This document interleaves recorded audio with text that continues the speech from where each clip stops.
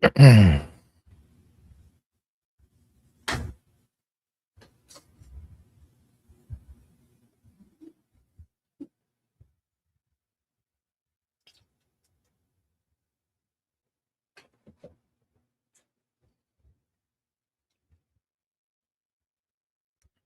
up? What's up? What's up? What's up? You coming back here with the latest, newest latest on this Corey thing update. We saw the last stream. We saw him doing the last stream. We saw all the super chats, all the money he was getting. If people continually want to know, they want to know if some kind of way this is going to result in a bad way for him. They want to know that.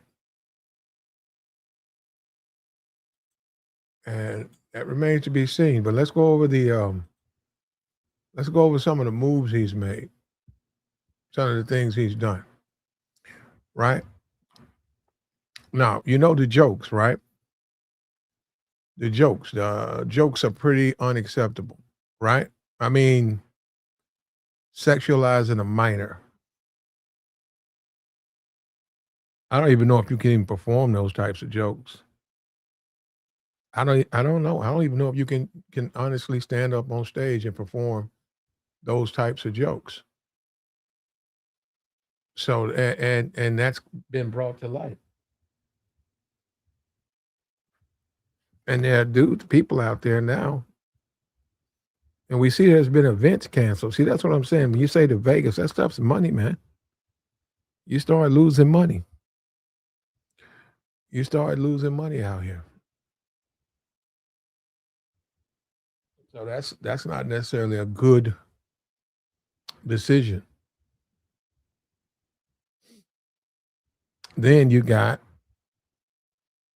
the new beefs, inviting new people into the beef.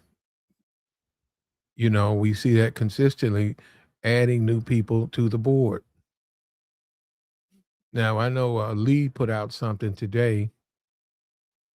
I don't know exactly what he said, but I think he showed receipts. And who knows? I mean, that's time that he's spending doing that. That's time he could be spending on solving his problems, the other problems. The TMZ video. Who knows how that's going to end, man? That might be over a year. Who knows? I mean,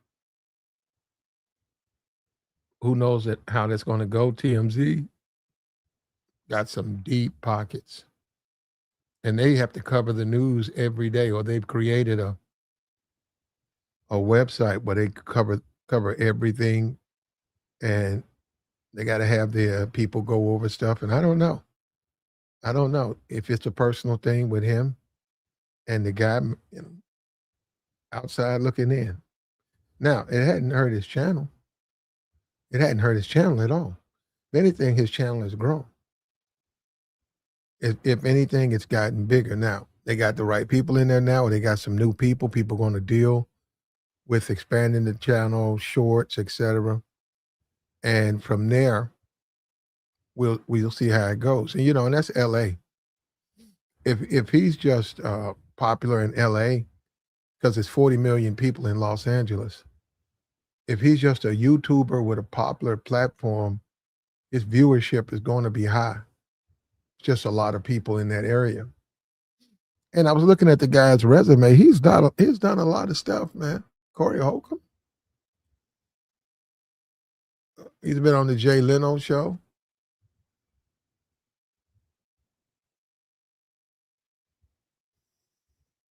He was asked to sit on the couch. He went and did a little stand-up. They invited him over to the couch. Been doing this since 1992.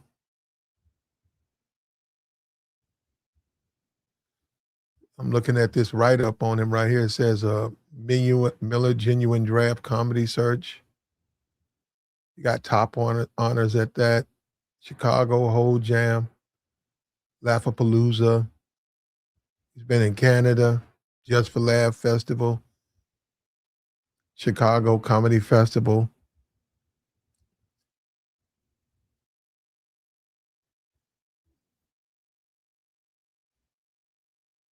He's got some jokes on here. He offers plenty of advice to men who've been victims of a hostile takeover by a relationship.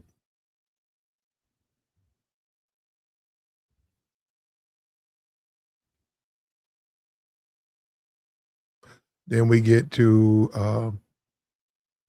MTV, Who's Watching the Kids, Wild and Out, MTV, Wild and Out, NBC's Last Comic Standing, reoccurring role on Half and Half, BT Comic View, Fox Mad TV, Comedy Central's Premium Blitz, HBO's Def Comedy Jam, It's Showtime at the Apollo, Shaq's All-Star Comedy Jam, Tyler Perry's House of Pain, TV One's Ricky Smiley Show. He played a reoccurring character on Fox, Robert Tubbs, The Cleveland Show, appeared in 3 comedy specials on his own. The Problem Is You comedy special. You Ain't Working, You Can. Yeah, so this guy's got a resume. He was on Adult Swim as Black Jesus. This guy's got an extensive resume. Extensive resume. He's been in comedy a long time. He has a lot of loyal supporters. When you talk about YouTube, like I said, in my opinion, it was just a YouTube channel. When you see other YouTubers, which is now he's starting to see, these other people actually have made it into a business where it's crucial, where they're posting shorts and short form and streaming and chopping it up and all of that. So he's seeing that that's not something he was doing on that channel. Guy from Chicago in California, that location, and he's pretty open like that. He's gonna get a lot of viewership. As far as the jokes, I think, I mean, we know how YouTube is, right? Um, that's not going to cancel him. Not those jokes. It's too many people. His resume is too long. And I don't even know when he made those jokes. But since that time, he's been on all of these different platforms, all these different places, the Black Jesus, BT, NBC, MTV, and his channel is growing. Now, this thing with Anton, he already said, leave him alone. He said when he had on the gorilla mask, he said, hey man, leave me alone, I'll leave you alone. And I think, I don't know. I can't say I remember the whole thing. I don't even know how much, well, yeah, he did. He referred to him as tampon, my fault. And, this is it's a chess game. It's a chess game, but the difference is this.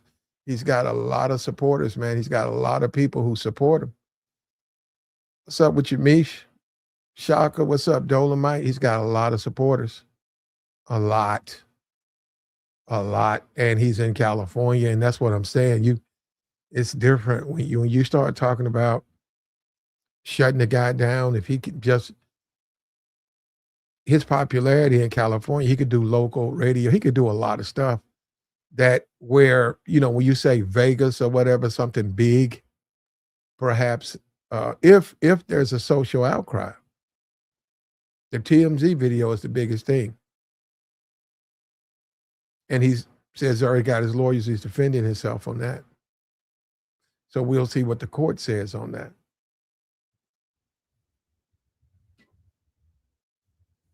But it's been some bad moves, man. I think he should have just focused on tampon. He should have just focused on Anton. Bringing all these other people into the battle, that was a mistake. That was a mistake. Him making comments about people who review his content. That's pretty much that's YouTube. It's what they do.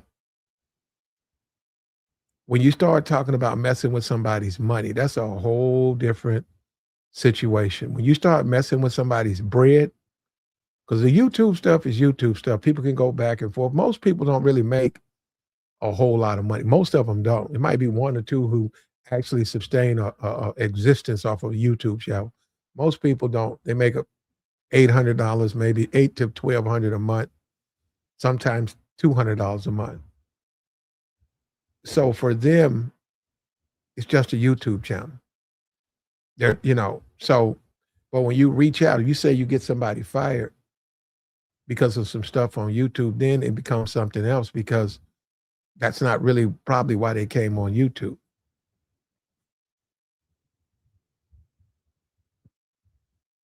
And I think it's bad karma. I said it before. The child.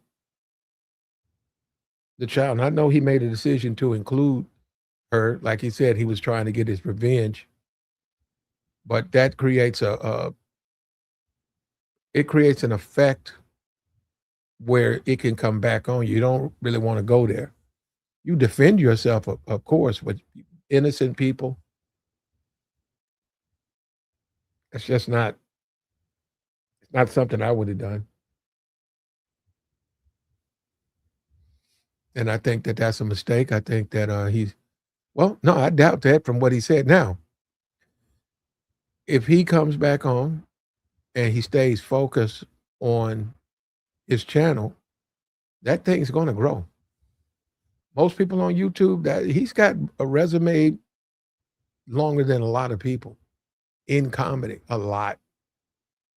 And he can use this in his benefit, the popularity, all of the new attention, he can use that to benefit him. I still believe he's got to make some changes, but it's not, the guy he had up there with him, it was him, Darlene, and another guy. One thing about YouTube or social media, it's a young man's game, and he's gonna have to infuse, and it's up to him. He's gonna have to infuse the youth in some capacity into that show. It's just the way things are.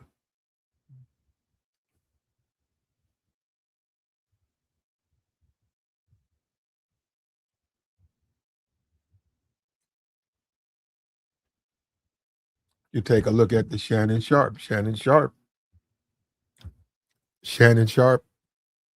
has started a whole new career online. And he's interviewing now. I'm gonna be for real. All right. Shannon's really interviewing D-list celebrities. He's not getting big time people up there. He got the Cat Williams. But in all honesty, Cat Williams ain't no hard person to interview.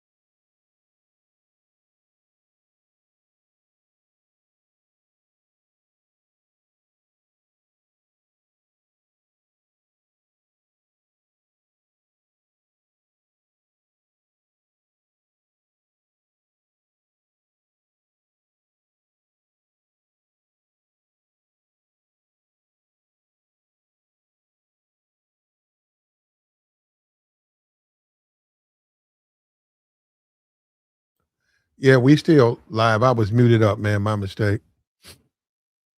Yeah, I was muted. I don't even know how long I was muted, but um, Corey, with his resume, his background, MTV, Tyler Perry. I mean, this guy's really, and he hadn't even explored that. He hasn't sat back and just explored the possibilities of all the people he knows. And that's what YouTube is about to some extent. You look at Shannon Sharp. Shannon Sharp's not able to pull A-list celebrities. He's not. You take a look at it. You look at Shannon Sharp. He's down there with D-list celebrities. He's got guys from rehab, whatever, what they call it, celebrity rehab and stuff, VH1 stuff. He's down there with VH1 celebrities, basketball wives, shit like that, right? Love and hip hop star. No, I'm looking at Corey Holcomb's resume. I'm looking at his resume. He was actually a reoccurring character on the Cleveland show. That's Seth MacFarlane, Ricky Smiley show, Tyler Perry. He has access to these people. It's not his thing, but if he would just take a look, another look, he could really jump that channel off because he has access to these people. And so to some degree, Def Comedy Jam, that's memories for a lot of people. A lot of people back in the day, they loved that. They loved that with Martin Lawrence and Michael Epps and that comedy that was never represented on TV, on mainstream TV. Black people didn't talk like that. You had people who sounded like the people in your classroom. You had people who sounded like your friends. You had people who sounded like you're funny. And these guys were good. There was some good comedians on there.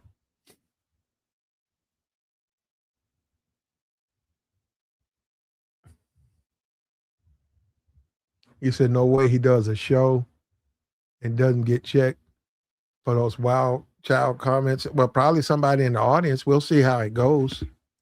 Perhaps someone in the audience may say something, but do I think he can continue? His show did pretty good with memberships. People jumping on those memberships, and he's got some big like VIP. A lot of people $100. He probably made $10,000. So, and if he can sustain it, I'm not saying he also has access. I don't even know if he's tapped into. I know he has a publicist. He knows the people to get in contact with the right people. If he can get a couple of one-on-ones with Tyler Perry, if he can get an interview with this person, that person, there's things, Def Comedy guys from back in the day, it would really help him and it would, sustain him. As far as the comments, we'll have to see, man. And I think that so far, it's not even those jokes. It's the alleged assault. It's not even the joke. It's the alleged assault that he did or whatever that he's accused of. That is the problem. It's not the jokes. I don't know. And that's what we say when we get on this YouTube and people tell you, we got to see what happens when that hits mainstream America. We got to see what happens. You tell me. Now, the jokes were inappropriate. You don't sexualize a minor, period. There's nothing funny about it. Well, to me. But then again, see, once again, I'm not I'm a little bit, I like a Martin Lawrence type guy. And I'm not even talking about the Martin Lawrence. I'm talking about the Martin that was the Def Comedy Jam, that guy. I like his style. I like the way he hosted that show. And Tracy Morgan, Saturday Night Live. Tracy Morgan. Those years. I thought that guy was funny.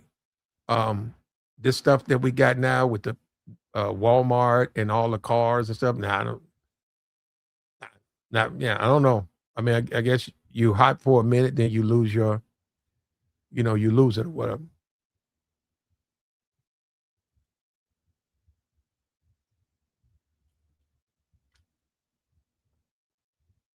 And you got to remember, he's got 30 years, man.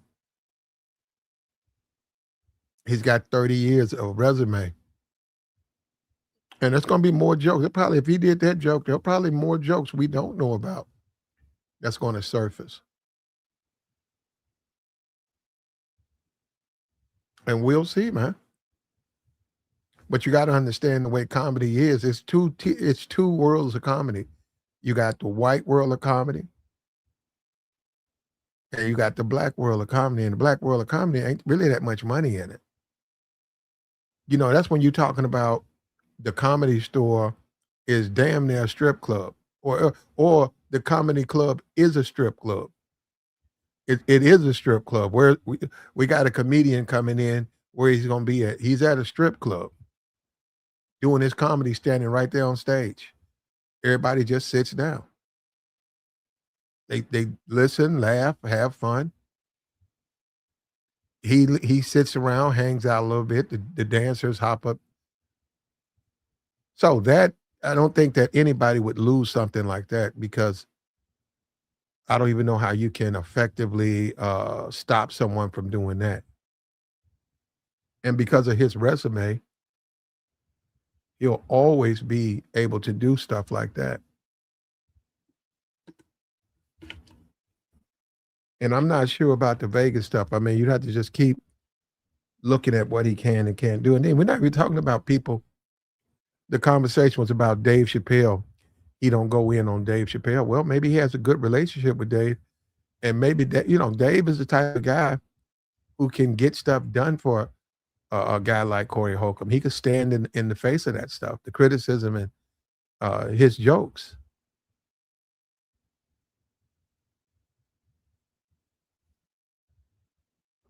I think Michael Epps just put, I think, his 13th Netflix special. You can put them Netflix specials up, man. That's money. That's a consistent income. When I look at Corey Holcomb, I know he's got more experience and he's a better comedian, but I don't put him in a Martin Lawrence. I put him more at with a Michael Blackson, right around that. I didn't really follow his career like the Wild and Out thing. It's people on Wild and Out.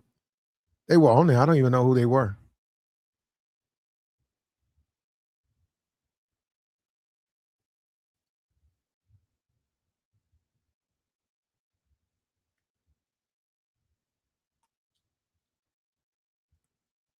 The whole Anton Daniels situation just went left, man. It just took a turn for the worst. It took a turn for the worst, and things spiraled out of control. I mean, but all he did was just fix it. He told Anton, fix what you said, because his demographic, his comedy demographic, and we know what happened. We saw what happened, and we see he's the TMZ video, not the Anton, not the Anton, not the questionable jokes. The TMZ video is when shows he was losing shows. The video where he's outside and he said this woman allegedly is a criminal. She stabbed her man. She's been banned from the Improv. Allegedly, she was dealing with narcotics, and he didn't hit her. He mushed her, and they've already been to court for it. And the video, he's going after TMZ. But we'll have to wait and see what happens with the jokes. When you say a Tonight Show, right? Or Jay Leno, when you say a Jimmy Kimmel or people like that, right? I don't even know who's doing Uh, uh, man, I don't even know who's doing the late night shows. When you say the late night shows, yeah, if those types of jokes now that would prevent him from going on those late night shows if he's comedy like that, you know. But beyond that, working in the comedian field, I don't see it. I don't see it preventing them. There are some comics now, you know, there are comics their entire career is about them saying, making off the wall comments. You know, like I said, Howard Stern, Corey's the black Howard Stern.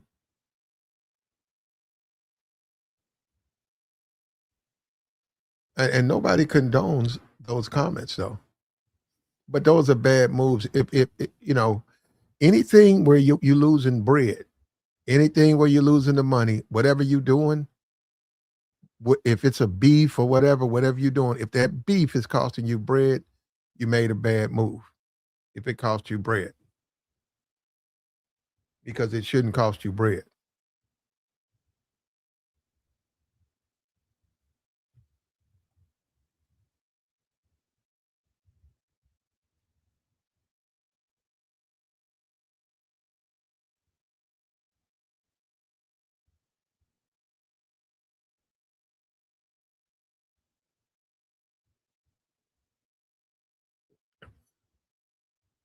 And we'll be into what week three of the beef, and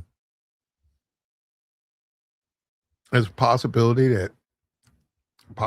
Anton could sue, and that costs money. Man, that's a lot of that's a lot of money. That's a lot of money. Companies do that all the time. And I stand on it, and I said it when he first did it. Kids, you can't put kids in it.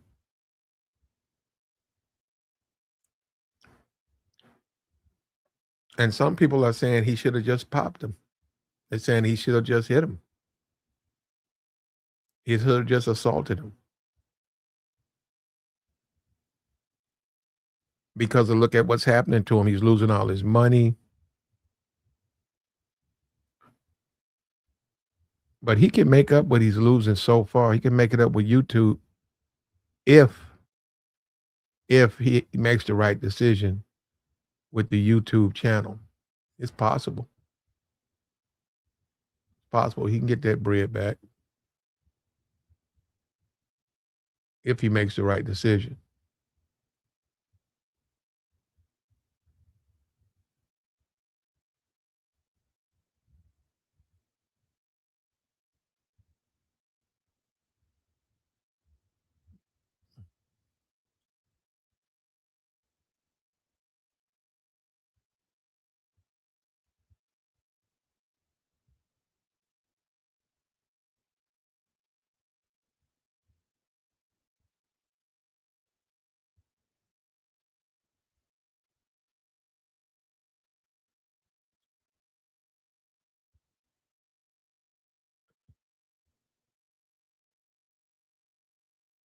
Like the stream, man.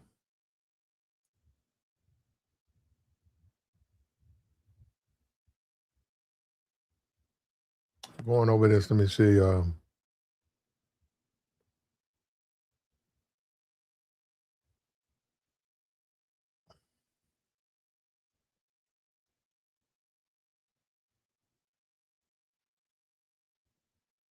Looking on Google, and it's saying event canceled.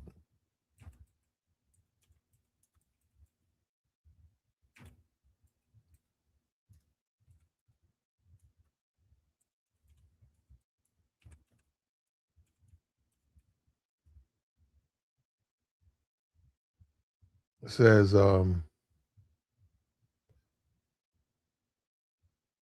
multiple, multiple, and potentially all of his upcoming live comedy gigs have been canceled following the release of the viral video showing an altercation with a fellow comedian. Due to the negative optics, it's damaging. He said he expressed it's severely damaging his personal life. Lost a lot of gigs.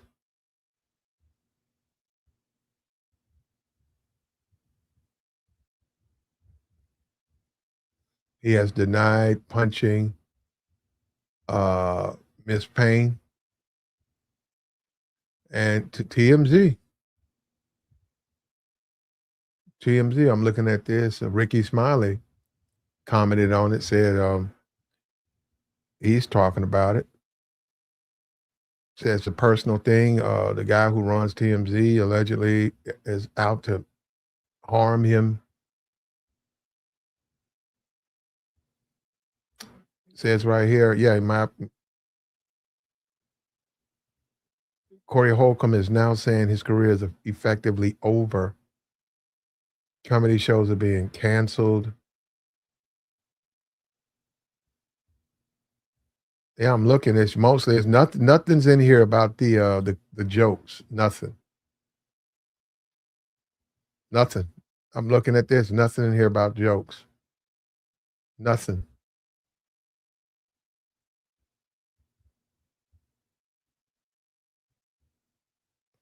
There's nothing in there about jokes. Nothing.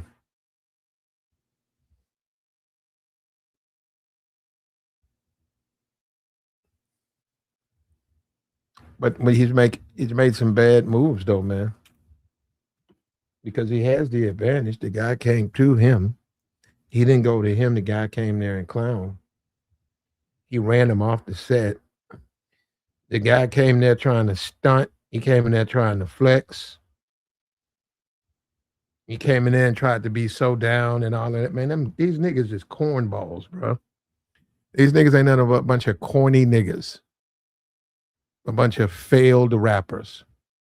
They come on YouTube and they try to convince people that they so down and they so in the streets. These niggas bitches, bro.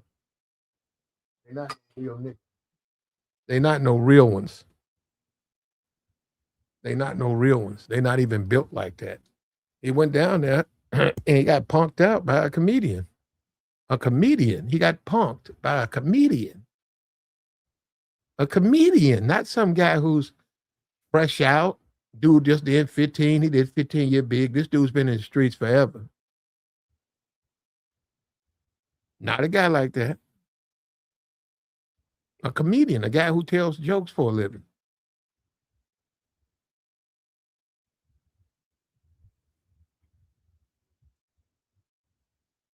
And it shows you how fake and clownish these YouTube niggas, they just clowns, bro. They're clowns. And it's this big community of clowns trying to pretend to be tough guys. And they're not. And they're not. And it was my opportunity to show that because I've been knowing that.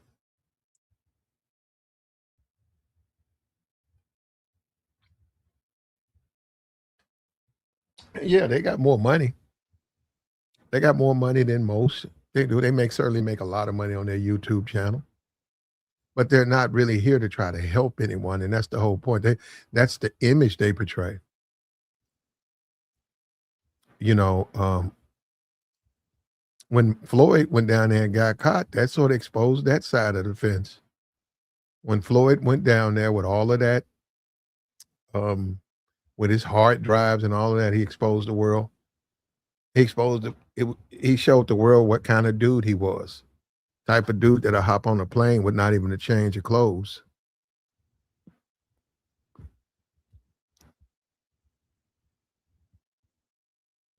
Because he was trying to get to a certain group of women or he was trying to do something particular. It wasn't so much he wanted to go out and date. No, he had a particular thing on his mind, of which that was exposed.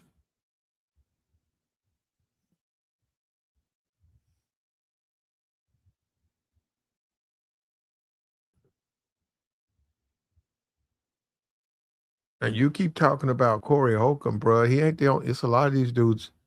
Well, nothing. I'm not even gonna get into that, man.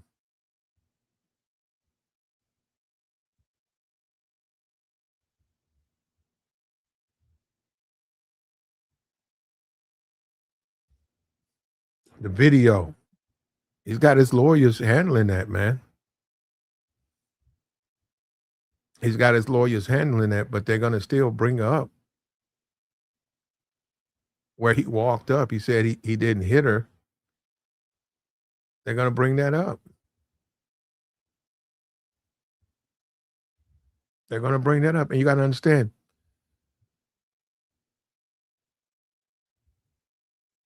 he's still out there.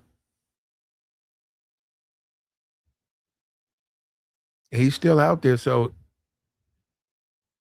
this stuff, it flew under the radar because it didn't have attention, but he's still out there.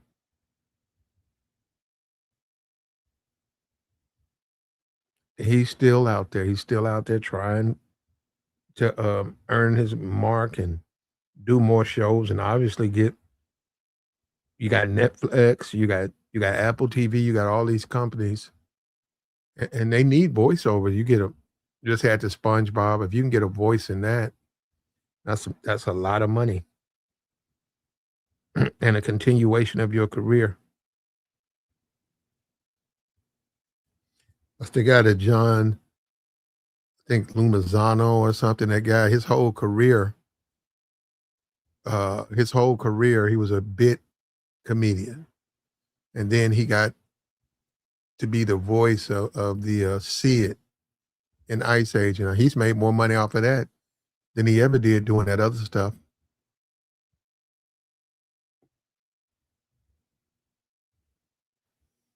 Much more money. And that's what a lot of these guys are trying to get, that crown jewel, that once in a lifetime opportunity. They're trying to secure that for their future. That's more important than anything. Like the stream, man. You back this up.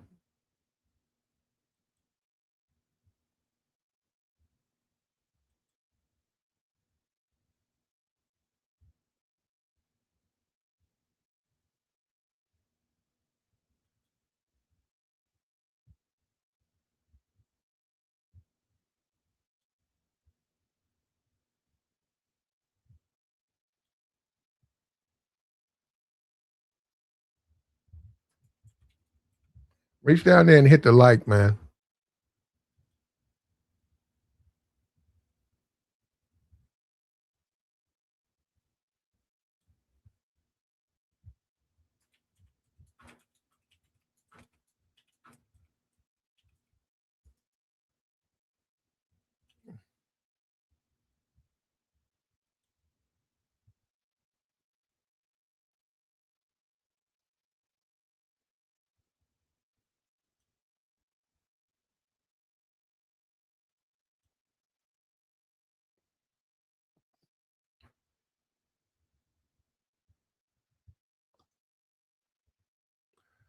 Yeah, and when you take a look at Corey, he has a very impressive resume, man.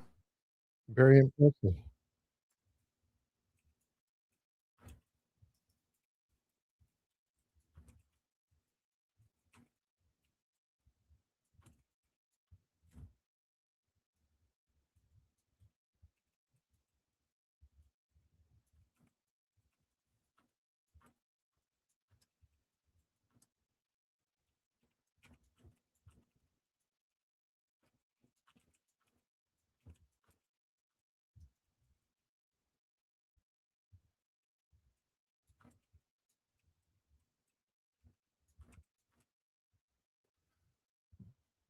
He's got a he could quit right now, man. He's got a very impressive resume. He's multicultural. He did a lot of work.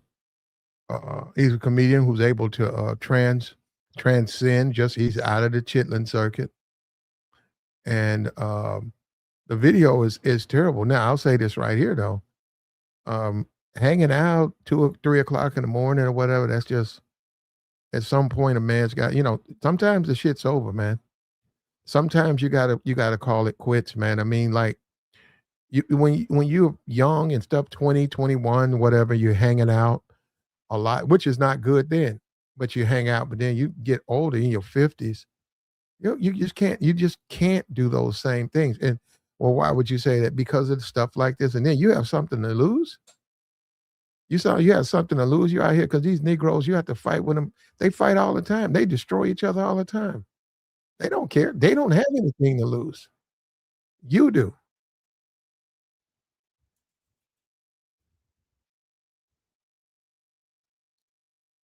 They they don't have anything to lose.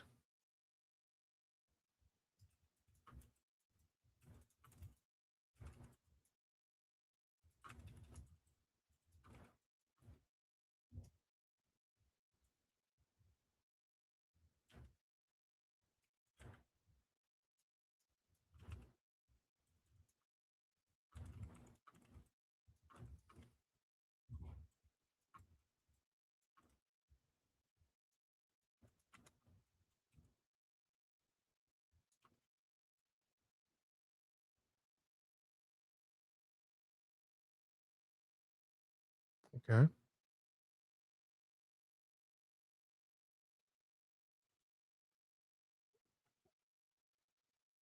Like the stream.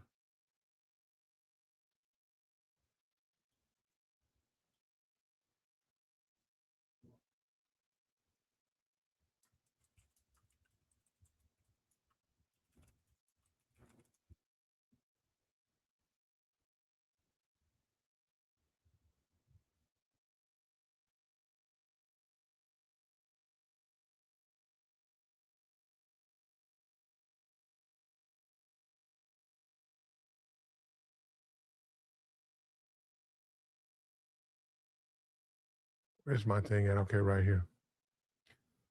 What's up with you, American Negro? American tradesman, man?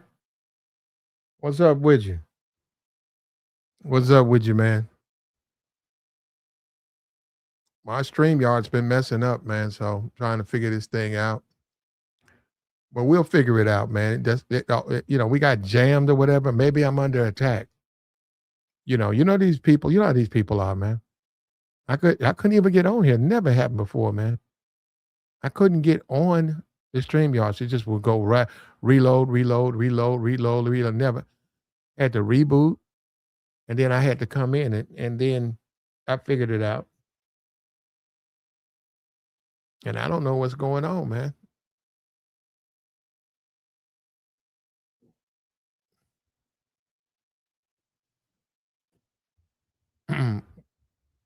We're trying to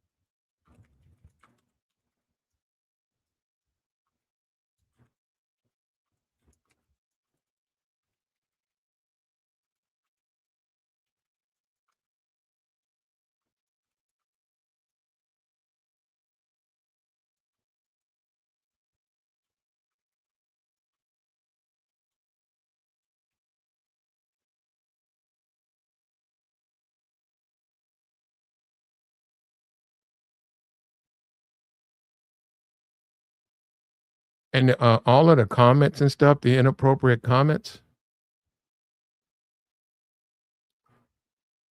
the inappropriate comments in most cases are going to be a bad idea. I mean, I don't know. I don't know.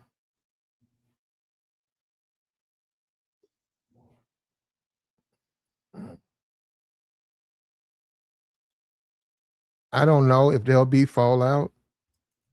It's sort of like the Joe Bud stuff. When you go and look at the Joe Bud stuff, you wonder how these things haven't caught traction, but sometimes things like that, I don't know. You're talking the wrong guy on that, because it's sort of like the Joe Bud stuff. And, when you go and listen to it, I saw the stuff the DDG got, somebody before that or whatever, they got in a beef and they kept bringing that stuff up. It didn't slow him down at all. Like the stream, man.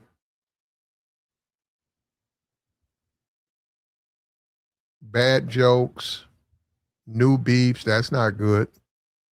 That's not. But see, Corey is a street fighter. Corey is the type. He's a hands-on guy.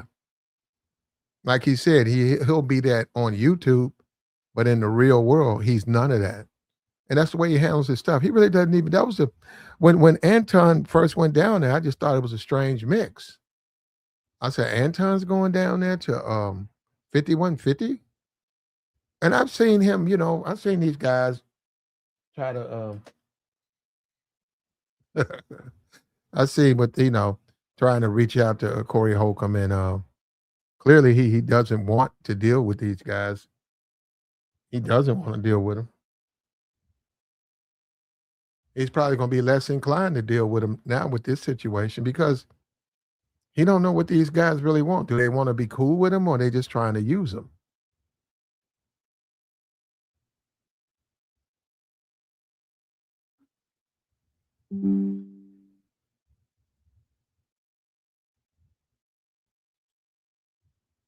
And you're talking about somebody who's never really had no real money.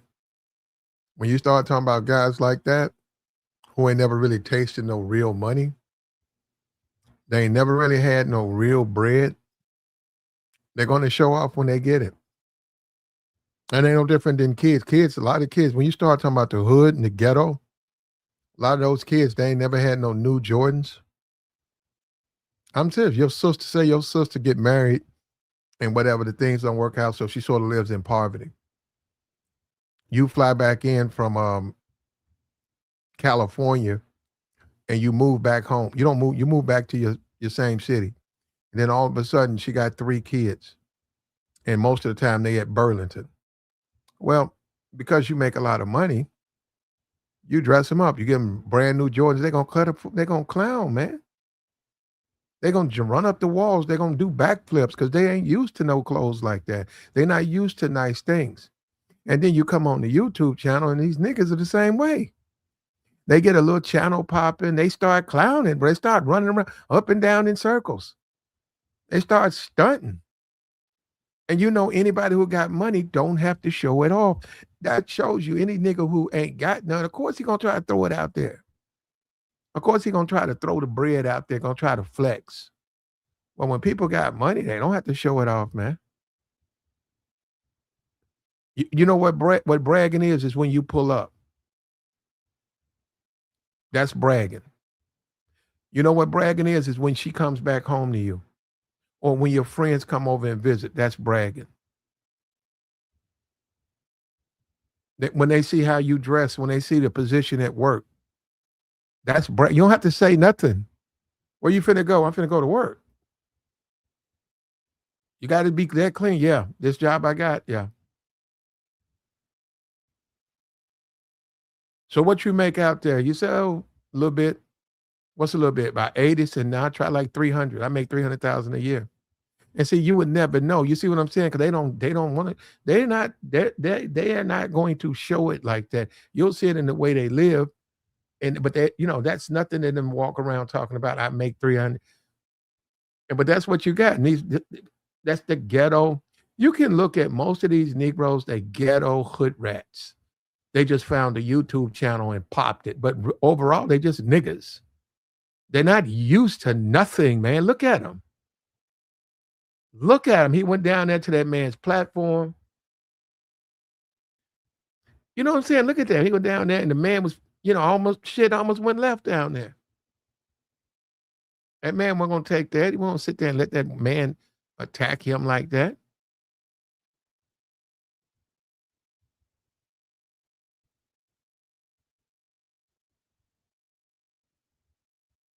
But this is what you get, man. This is what you get. And look, he got caught up in it. In the meantime, he done lost bread. And I'm going to tell you up front, that's anytime you deal with a sucker. Anytime you deal with a sucker, you're going to lose bread. Anytime you come on these YouTube, I'm going to tell you right now, you guys who've got a YouTube channel, you better stay away from these suck ass niggas. Because eventually they're going to, And niggas kept coming on my shit. I don't fuck with these niggas. They kept coming over here to me. Like I don't fuck with these niggas. And they know I don't. They kept coming over here. And then they got their little feelings hurt. Man.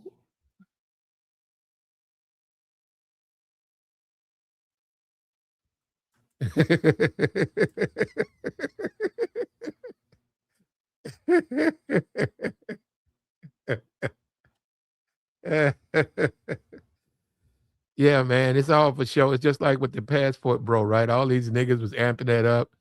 Floyd locked up now.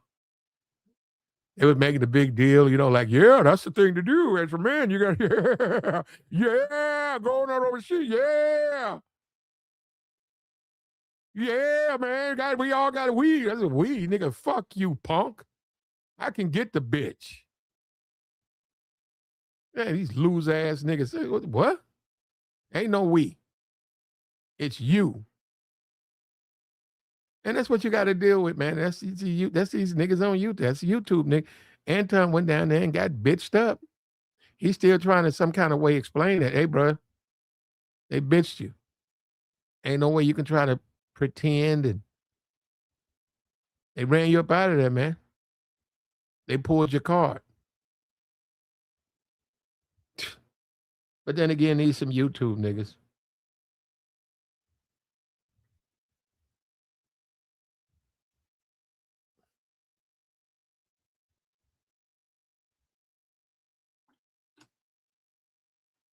They remind me of poor inner city kids who has not used to anything. Like I said, you buy them some Air Jordans, they lose their mind. They lose their mind. They got some Air Jordans. I got some Jordans. Because they're so, and that's what I'm saying. They're not used to nothing. When you look at these guys, they're not used to nothing. And anybody who understands this stuff knows that it ain't, because it's about popularity. You got I love Speed. What does he know? He's a very popular streamer. But what does he know? He doesn't know anything. He's entertaining, but he doesn't know anything.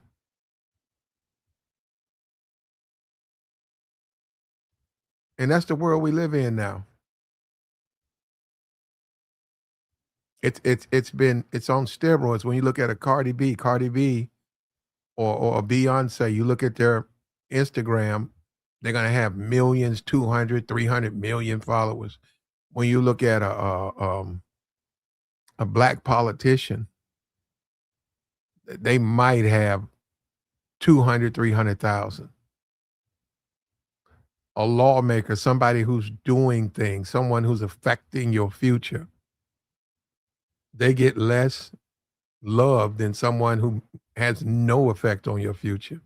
But that's the world we look at. That's how sort of like the YouTube stuff is. The big channels, a lot of these dudes,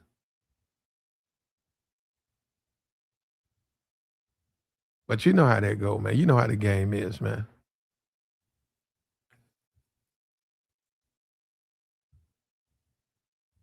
Like the stream, man. Corey Holcomb, a guy who has a serious resume, He's been around a long time.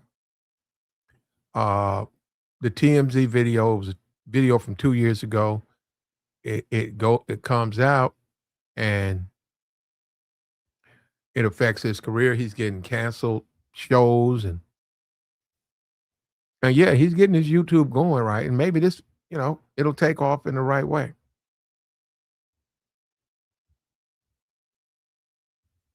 Perhaps, And we saw there was some criticism with Darlene. People were saying she shouldn't even be there. Say he disrespected her, and she said no.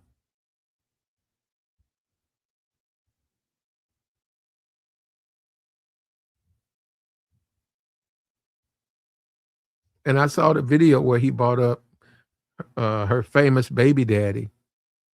And I agree with her. He was wrong to do that. That's not that's none of his business. That's absolutely none of his business. Like the stream, man. Like the stream, yeah. To bring that man up, that whatever they're doing, that's between them, man. You don't and see, that's another thing about black people. When you confine in a black person, they always turn around and use it against you.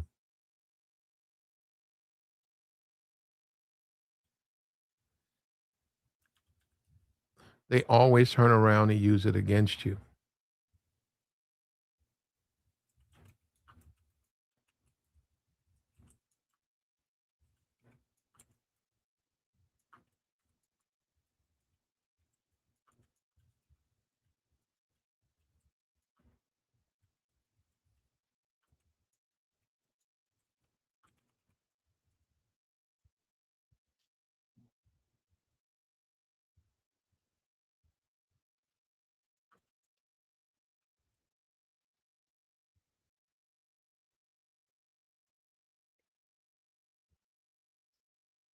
Like the stream, man.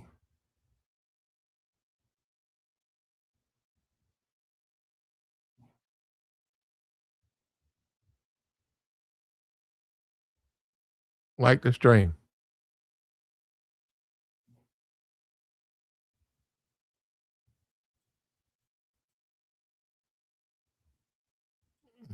Okay, hold up. Let me I gotta do something real quick.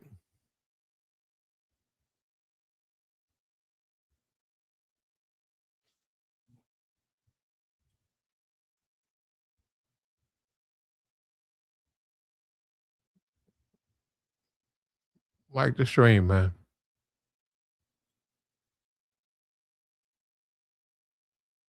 Support the platform.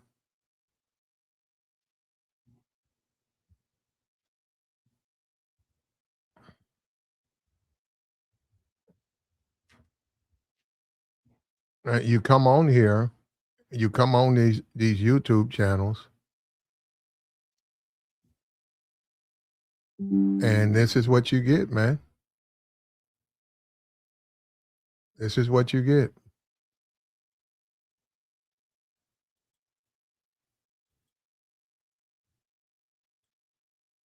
And I watched Kevin Samuels. I watched that man build up his channel, and he told me that. He said that black people didn't take this stuff serious. He said this is a business. And he said these people running around here fighting and stuff. Uh, um,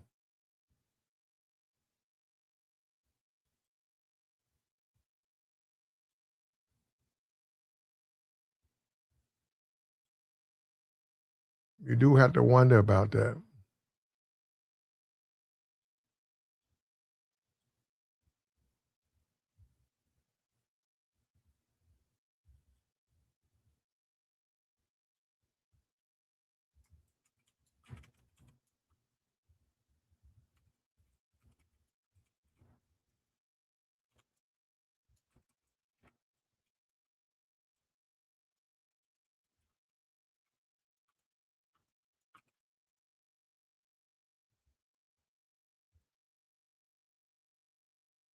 That's how the game go.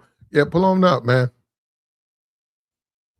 Pull up. Bad jokes. He's told some bad jokes, but from what it seems like, his audience they don't care.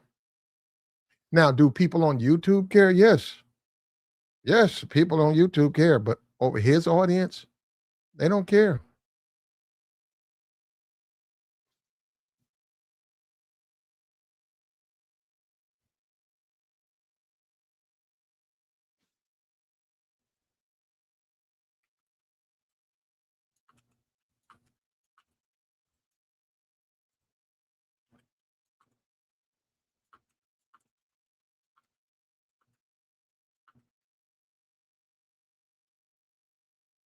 God damn, bro.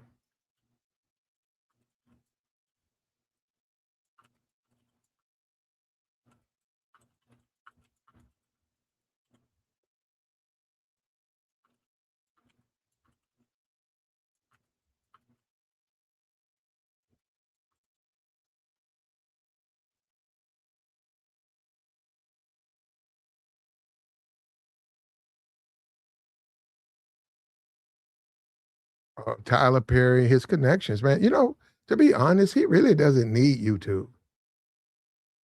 And this is just one platform, so he really doesn't need YouTube. He's got TikTok, he's got a resume. He's got a resume, and I'm looking at it, I'm telling you, this guy is sitting on millions and millions.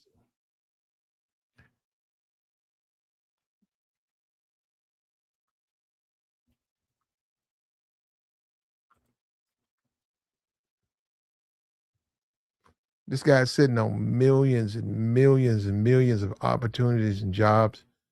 If he was to hop into social media, and maybe like I said, this is a blessing in disguise for him, right?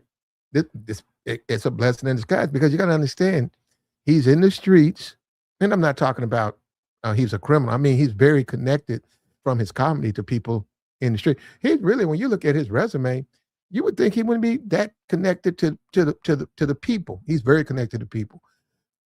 He's a popular guy, and he see everything that everything that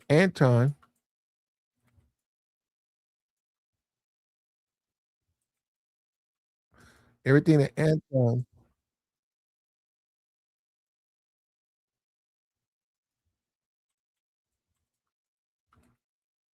everything that Anton tries to pretend to be, Corey Holcomb is. Corey Holcomb's all that stuff. Corey Holcomb knows people. He's got plenty of money. You never know it because he don't do it like that. He travels all the time. He's been on the MTV. He's been on BET. He's rubbed shoulder with quality people. You know what I'm saying? And like I said, the poor kids. And look, God bless those kids, but you got poor kids. You could do it right now. If you got a family member and they're in the ghetto, they going through it, and you look at those kids and they got worn clothes and worn out, you go and buy them some Jordans. And look, because you can and you want to, then you got to calm them down.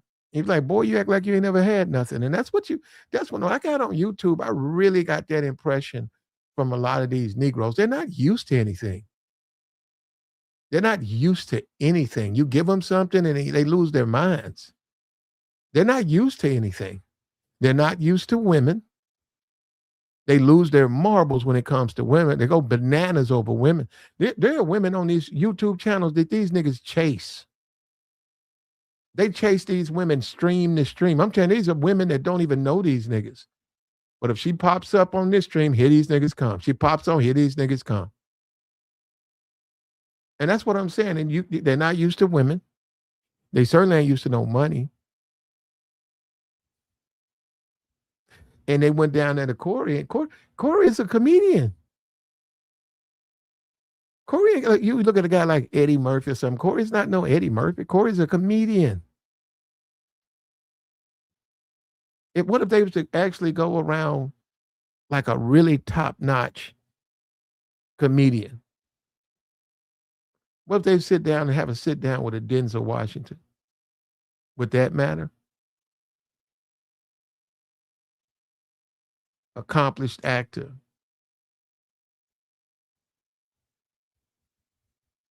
Don't even keep count his money like that. He's got accountants. He's got accountants. He don't even know he got so much money. He don't even know how much money he got. He got it set up where they watching each other. So you get an accountant and he starts stealing. No, they watch each other. You have an accountant, then you have another accountant, then you have another. And then you do a lot of stuff with a lawyer behind the scenes that none of them know. Because all that money, he don't even know how much money he got. That's somebody with money. I ain't never seen Denzel try to show it off. Never. One of his kids is an actor. You don't really know his kids. He taught them not to be humble. He taught them that. They grew up rich, but he taught them to just be humble. There's no need to do that.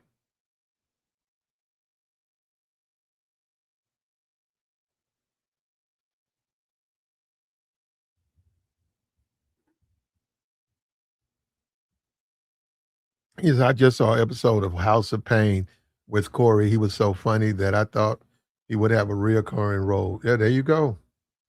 Yeah, this is guy has got a long resume, man. A long resume. Now on YouTube, in certain sectors on YouTube, perhaps on YouTube, in certain sectors you won't see him, perhaps, or whatever, or these comments, these jokes will affect his future and his career, perhaps. But we'll see this week. We'll see Tuesday. We'll see Tuesday night. The amount of money that he got, I mean, and see, this you got to understand. A lot of people don't get money like that. So it's not a lot of people don't get super chats like that. It's just raining down super chats. I think Nick Fuentes gets it over there on Rumble. I've never seen nobody get him like Nick. I ain't never seen. I went over to a Rumble. I think he was live. I just looked at it, and that money was just rolling in. 100 here, 100 here, 100 here, 50 here, 100 here, 100 here, 100 here. Because I saw him on Twitter talking about he's well off.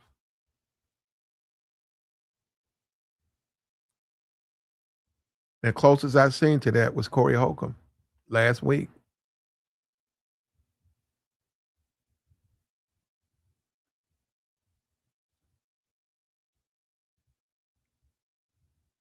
And that's YouTube. You know, a lot of these dudes on YouTube, a lot of niggas on YouTube, man, I hate to go here with it. They pimp you niggas. They sell you niggas a dream. And you got to understand how YouTube works, man. YouTube is just about who's somebody who's been here for 10 years. They're going to, you know, and they podcast all the time. They're going to have more subs. That don't mean anything. It don't mean they know anything. But then they tell somebody, they pimp them. They tell them, nah, man, you could be like me. Just join my Patreon. That's a hustle, man. Don't you niggas see that shit? See, I'm from the streets, man. I'm sorry. I'm not no. See, let me tell you something. I grew up as a kid around that. I don't want to be a part of it. I don't care what they do. But what I'm saying, I have enough sense to know when I'm being hustled. That's a hustle, man.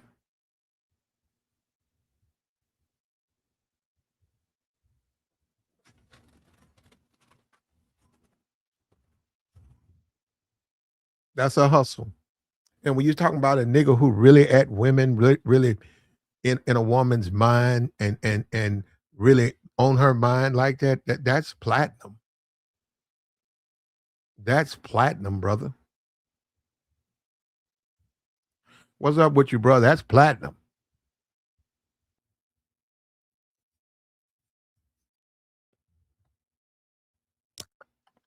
And I keep telling niggas, man, say, hey man, you can't really do it like that. You gotta be out there. You gotta be on the, it's like you're trying to be a wide receiver for the Dallas Cowboys. You got to get out there on that field. Okay, you practice well. Good, you practice. You in the weight room. You watch film, but you got to get on that turf.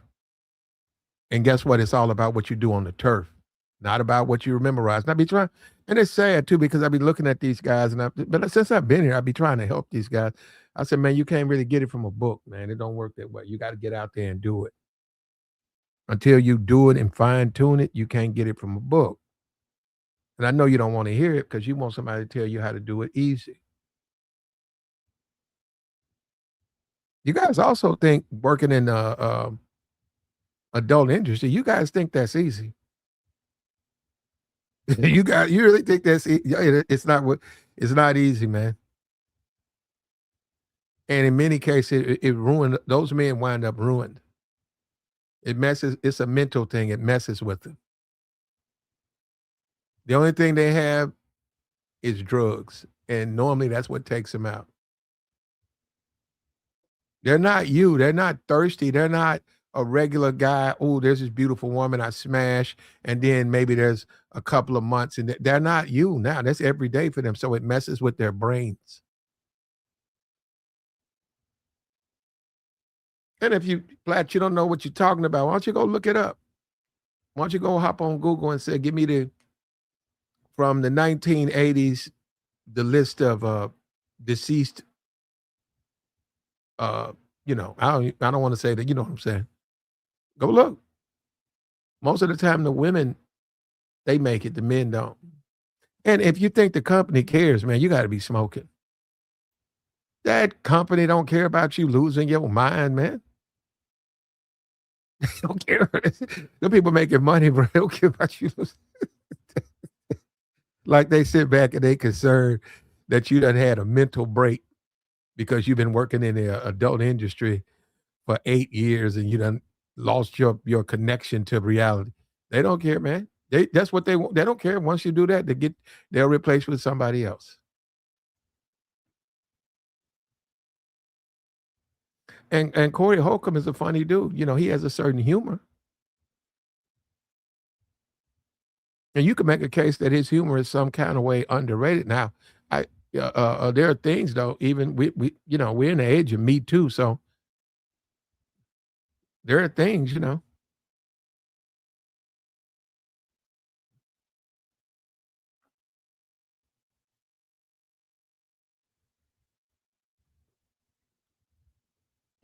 He probably would better off not be saying.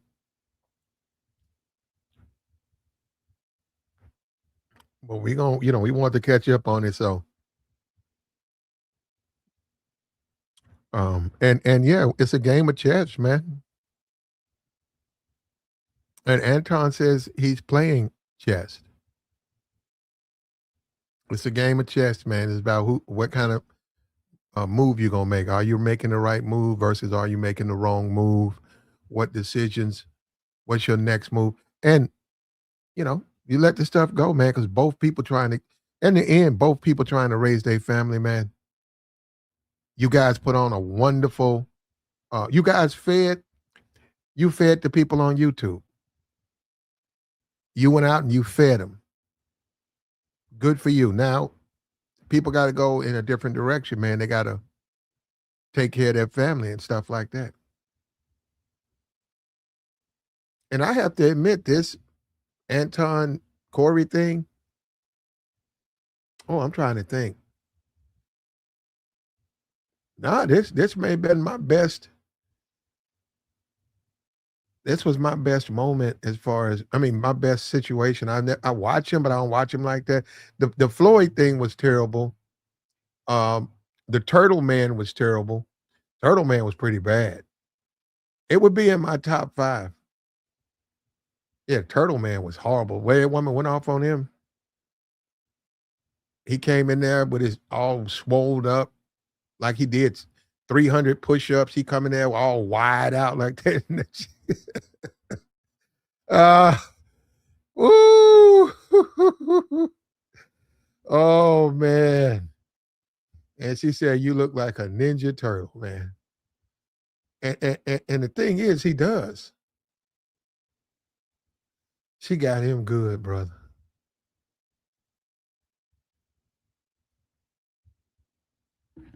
He said, "Imagine what Anton would have done if they went outside." Well, he has a security guard. The security guard's job is to not let any harm come to his client. So I hear what you're saying. How do you be a security guard, but then you say, okay, client, get harmed by someone else? A security guard can't be hands off. You can't say, let me do this. No, his job is to protect you even from yourself. That's his job, man. You paying this guy to take care of you, protect you from harm, and also protect you from you. He can't he if he's a legitimate security guard, if he that like that's his job, retired police officer, special forces, has a resume, you cannot, he cannot let you fight. He can't. That's what he's paid. Now, if you fire him and all of that, that's a little bit different. That means. But yeah, those guys trying to get clients, man. And they want to make sure the client, that job went error free. We had this person in town. I was with him. I picked him up. I took him out to eat. I did all of these things, and I made sure he was safe. And yeah, we can handle your client. That's how that works. You can't say, "Oh, well, when my client saw somebody he didn't like, and then he got in a fist fight." That makes you look bad. That makes you look terrible. But I get it. Guys are saying he would have whooped his head. Okay, okay.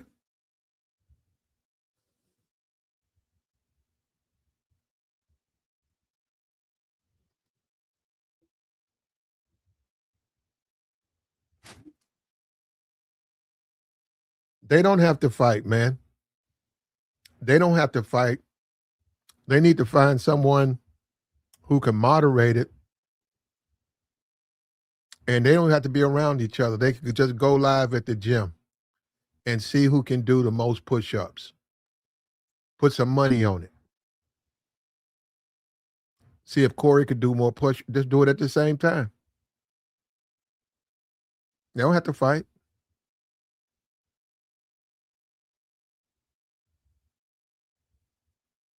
and put it out there. That's good content for both of them.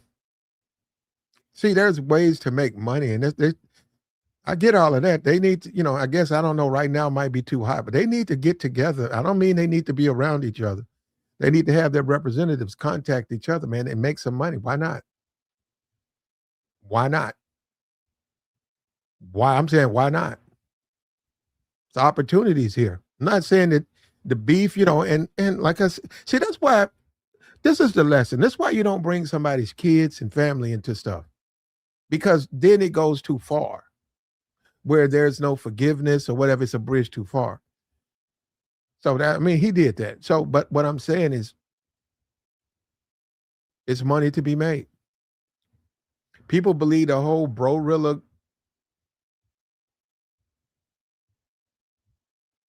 They believe the whole brorilla and her sister or whatever, brorilla versus glorilla. They believe that was staged. That's what they believe. Because now she has I saw her here. She was on Instagram at the mall. She was popping tags. Her newfound fame, she was popping tags. She was live. Okay, live last night. Live, Brorilla, popping tags. Now she got some money, man. Social media money coming in.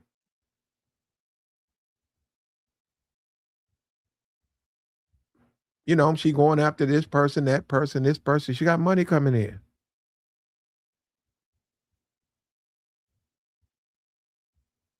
So people think Anton was going to fight with a hired security. Can't do it.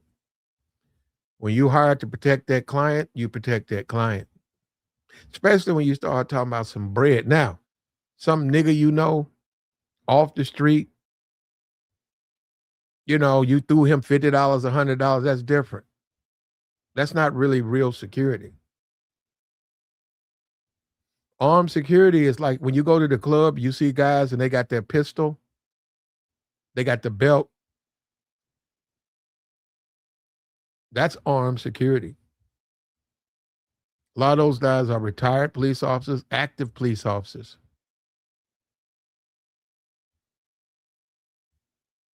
And I've seen what they do to people. Though they really don't want to do that because they know how dudes going to try to come back and stuff. I've seen what they do to people, though. If they got to do it, they'll do it. They'll throw you out.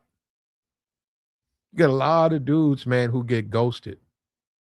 A lot of dudes get ghosted. A lot of dudes they get lucky, they smash, then they get ghosted.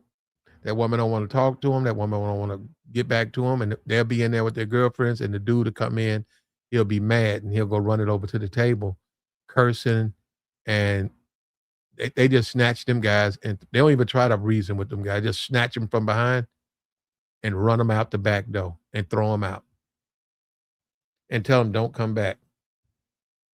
If you come back, we calling the police. You're banned. You're officially banned. And yeah, so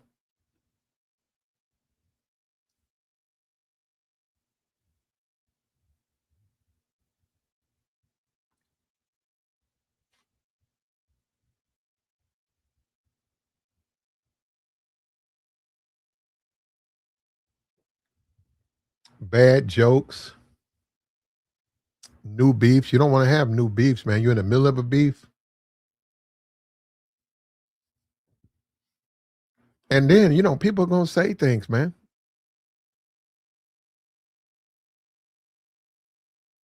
You can't stop people going to say stuff. You can join them if you want to, but he shouldn't have put the lead. He should have left lead out of it. The O'Shea thing, he should have left him out. Just go ahead and handle the situation and the kids. See, that's what I'm saying. And my thing is that he bitched Anton up. I don't support the family thing. I didn't support that then. I don't support the T-shirt. I think that's inappropriate.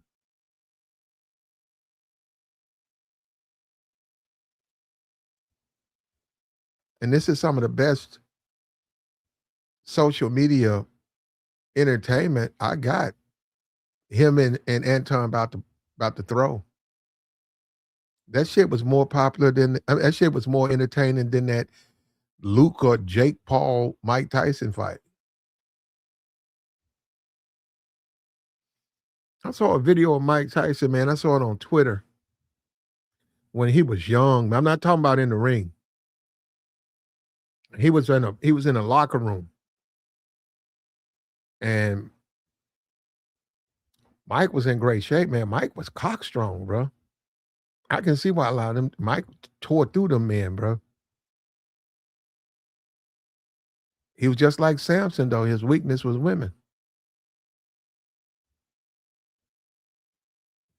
And if Mike Tyson would have never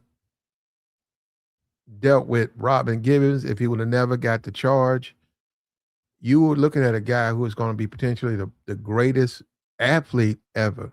But because of those things, it brought him down, man.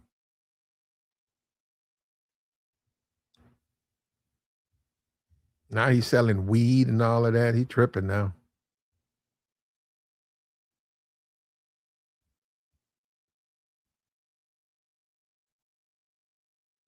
And the TMZ video, he says he has proof that she provoked it, that she started it. And he's got some type of proof about the people at TMZ. He's out California, so he said he knows, the person followed him at the airport. Yeah, they're going to do that, man, because they're going to sell the content. There's people there are people out here at the airport right now walking around, got their cameras, hoping somebody famous comes through so they can, and then they sell it, they get the footage, and then TMZ buys it from them.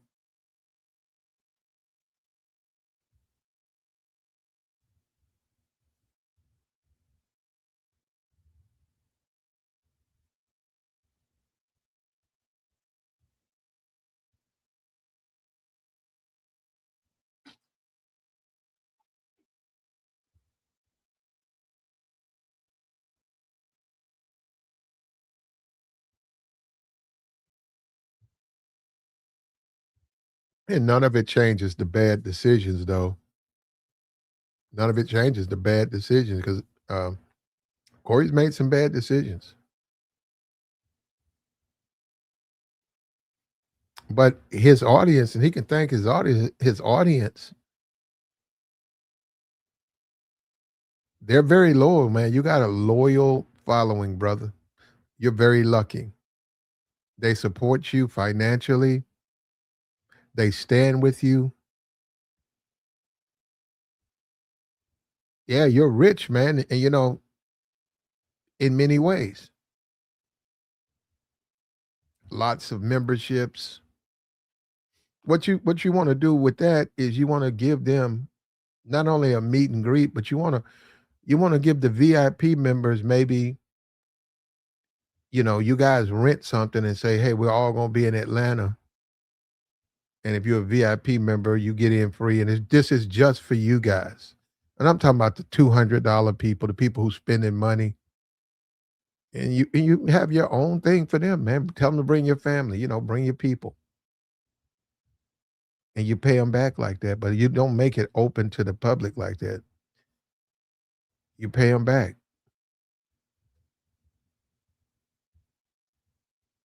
because a lot of people like his style of comedy, man. And I think Anton likes his comedy. And maybe I'm missing something. I wasn't really a big fan of his comedy. I know who he is. I mean, a lot of them guys, you see him, the DC Young Fly guy. I thought he was very funny, but I don't keep up with what he's doing with the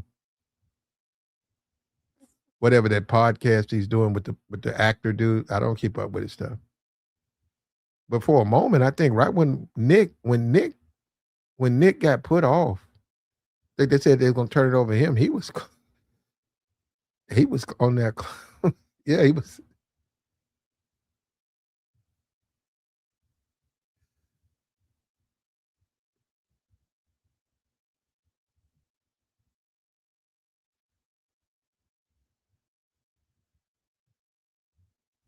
Too bad things went left, man. I guess that's how it goes, man. But if we didn't have that, man, why would we even be on YouTube, man? We need to have that drama, man. In between your streams, man, that makes you that's fun. That's funny. You get to see the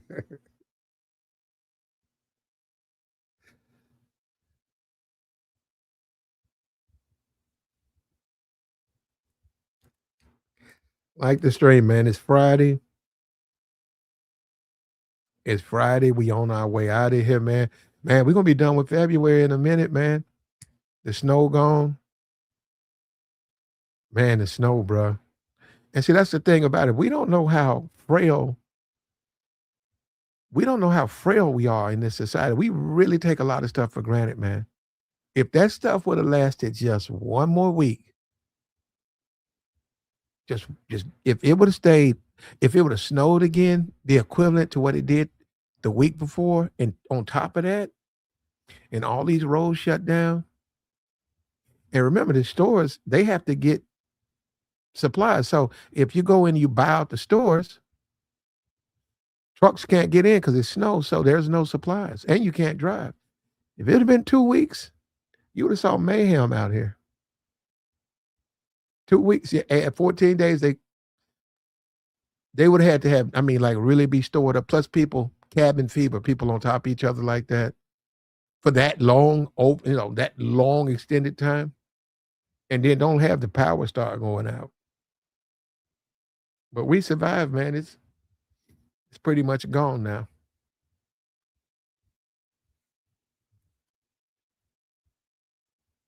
And I got me some wood, man.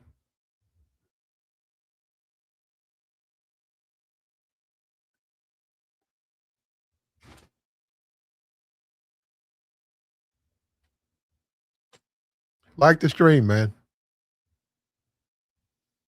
A couple of bad jokes, brother.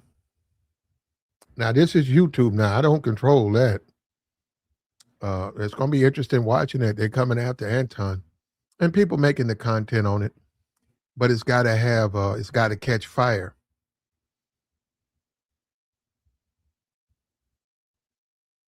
It's got to catch fire. If it catches fire, that's a different thing. Like World Star, a platform, something like that, Shade Room, something like that. They pick this stuff up,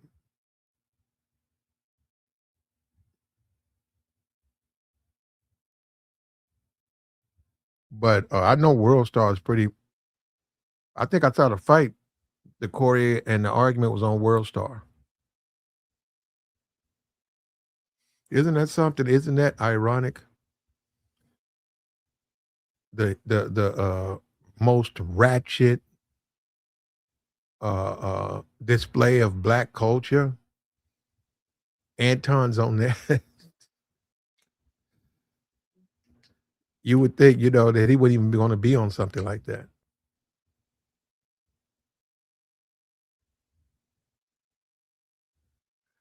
But yeah, he's got an event canceled, man, and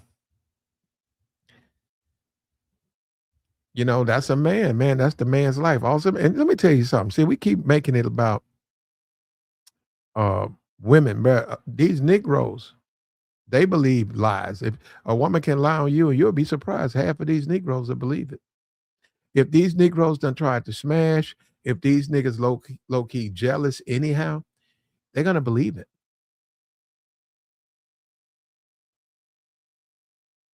They're gonna believe it.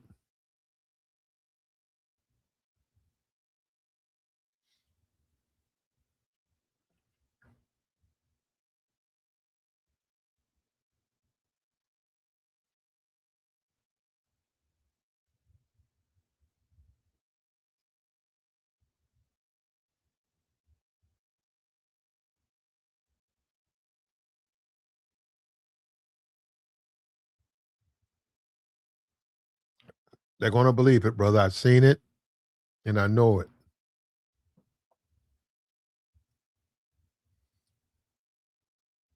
It just depends on you, man. What you want to believe, brother. The YouTube thing, like I said, we brought it up. Kevin Samuels. I wait. If you guys didn't experience that, that in itself was to see him rise, right? I didn't know him like that, but I was on panels with him. He was holding about 12,000 people on that channel. That channel would later go over 1,000,000. Yeah, about 12,000 people. He said, I ain't got nothing up there but shoes and cologne. He said, that's all I got up there. I'm taking all of that foolishness off. I said, well, what you gonna do when you start? I said, I'll probably talk about relationships. He said, you probably gonna get into fights. He's talking about YouTube fights, right? He said, you're gonna be out here beefing and then you're gonna lose your channel. He said, black people do not understand this is a small business.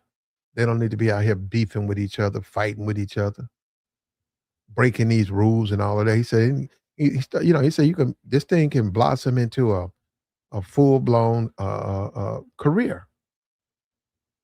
And so, to a certain degree, for me, it was a once in a lifetime moment to watch this guy rise from a comment, and that's what he wanted. And people was talking about, what about the video where the woman was talking about the rent? Well, what about it? What about that? He rose from that. And I've been like that. Man, that's a minute, bro. Them some days. He had the leaky car and he had the cardboard under the leak. And that's where you gotta put an oil in, a oil a day because it's leaking oil. You don't have the money to get that oil leak fixed. Man, that's my youth, man. That's my youth, bro. When you start talking about that, raggedy cars, flywheel broke, flat tires.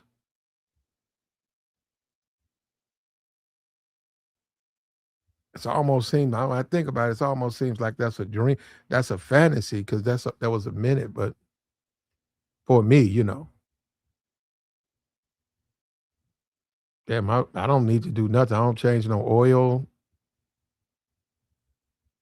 Hell, I ain't even got to look back now. I just look at the front. I look at the front of the car to back it up. It's got a little video display. So I'm like, damn, I ain't even got to look backwards. I don't even have to look back. Ain't that something, man? People, and you got people out here, man. They don't even know that, man. Like they don't even know what that is. Hey, try to back that thing up. And you got to look back. You got to get used to that, man.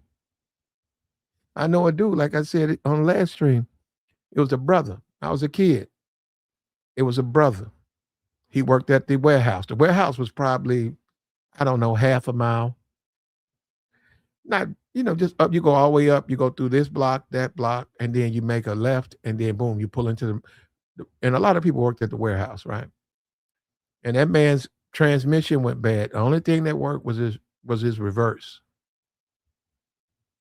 So dude was going to work. We used to be at the top, at the front of the community, and dude would come out in reverse and make that turn with traffic in reverse going to work. And we saw that as a kid, man. I was like, what? Like, I don't know nothing about the traffic laws. I just thought there would be a hard drive. Yeah, he was leaned over in the back, man. I don't know how he kept that thing straight, but he did. He did that for about a week. He got that check. He finally got that thing fixed, and I guess he didn't want to walk. That's that when we were colored stuff right there. That goes back when we were colored. That was a colored brother then. He had to take it. He had to get it done. You know what I mean?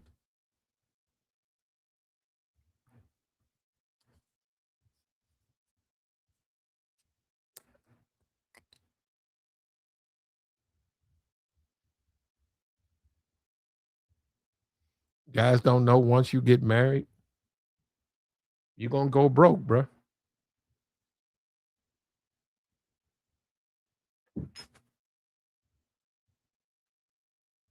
You be lucky to have $25 in your pocket, man.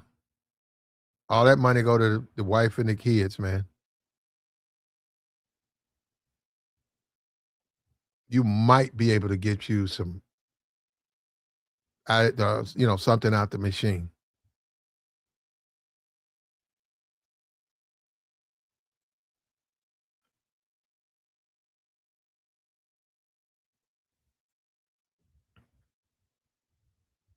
Mm. I grew up. I grew up around that, man, and them dudes that used to pass away. We used to go to the church, and it'd be a brother that's been working, and he would pass away, and you seen the brother too, like as a kid. Well, maybe you played with one of his kids. You seen him. You go over there to play. He'd be up under the car, fixing the car, oily, and then he would go to work, man, take care of his family. And you, as a kid, you growing up, you be like, man, I wonder if I'm gonna be like that when I grow up. Am I gonna be like that? Because you're like, man, I ain't seen that dude do nothing but fix cars, fix the house, work his ass off, and get a piece of cornbread and some butter beans. Yeah, you be like, man, I don't know about that. You be like, man, I don't know, man. And then when they died, they be real heavy. I don't know why they body be heavy.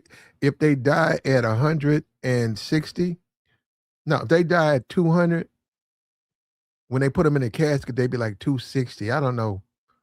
It's like they hold in frustration. They take another 60 pounds with them. They be heavy.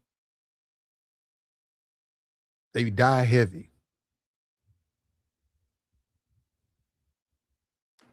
That's a no for me, man. I'm gonna die light.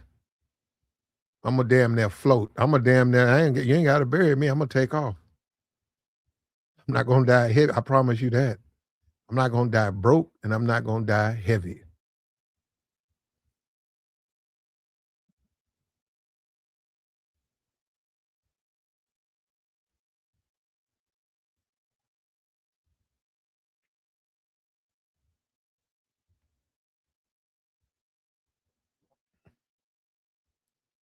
That TMZ video, though, man. That TMZ video done put a stop to that man's career. That man been doing this stuff for 30 years, 30 plus. 1992. Yep, over 30. Def Comedy Jam.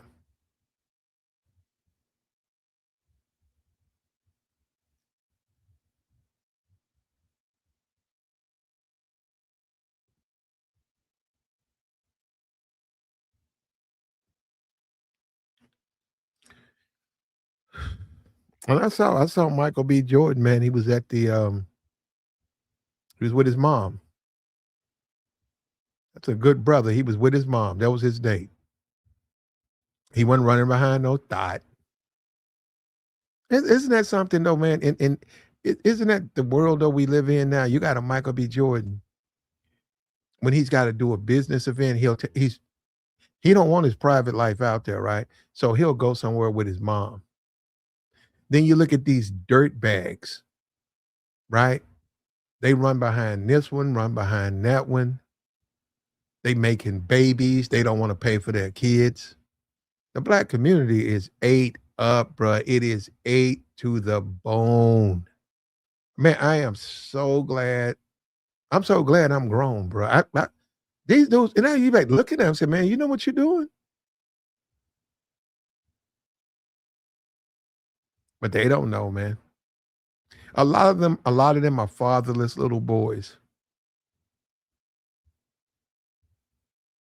Yeah. And the system gonna get them.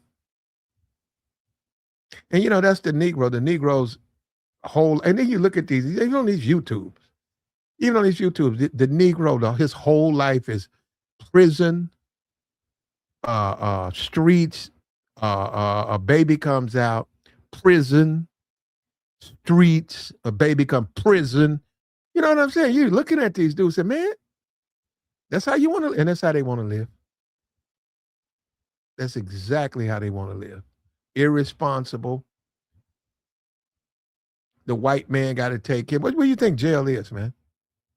Jail is the white man taking care of you. That's all that is.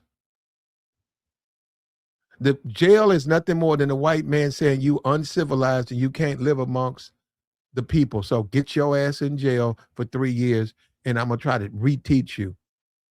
That's all it is. It's a white man telling you how to live.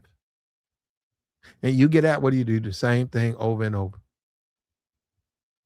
You got dudes like Leonardo. He been smashing. That man finna hit 60. You don't know nothing about that man's personals? Nothing. He a man. He's free to live the life of a man. Clint Eastwood, damn near, what is he, 100 years old? Clint Eastwood just had a kid, what, about 15 years ago? 10 years ago? I think it was 87. He got to be damn near 100. Got plenty of money. Still making moves like what you said, the Tubies. Like you think these motherfuckers don't make movies. They be making movies over there. I saw a movie, man, on man, it was a Western, man. That thing, you can tell they shot that thing in like 2 days. They made that whole movie in the span of a weekend. And they got injured, and then they showed the special effects, man. That stuff looks so fake.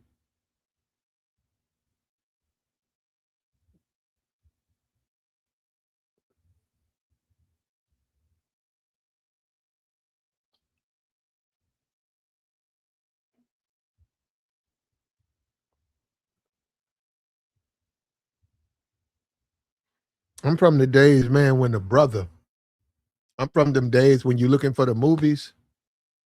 I'm serious. Like you're looking for a movie and you see a brother on the cover. And then you look at it and then you get it. It'd be a brother in it. He just got to be in it.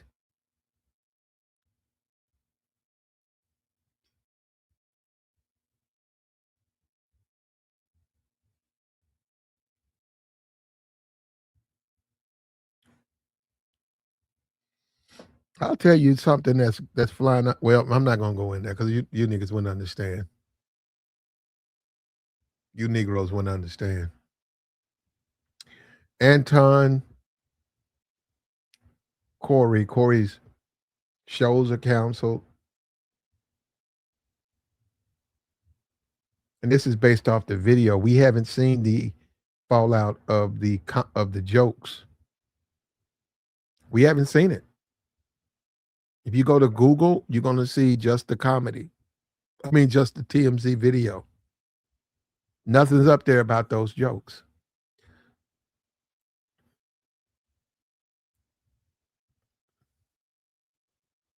And yes, he's not a pedophile. He's not.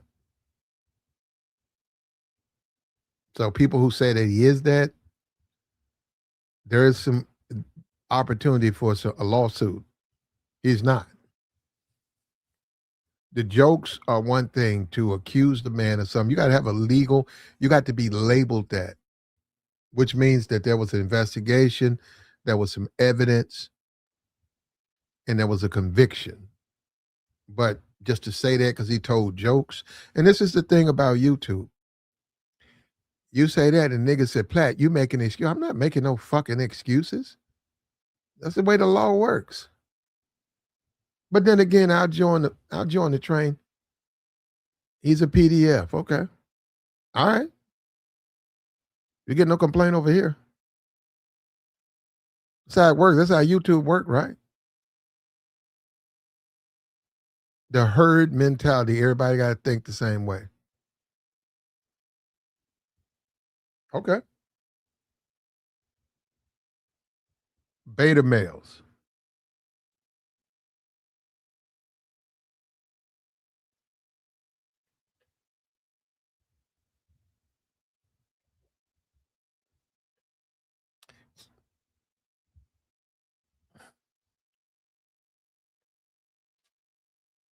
I'm a player though, man. See, for me, I started getting into the red pill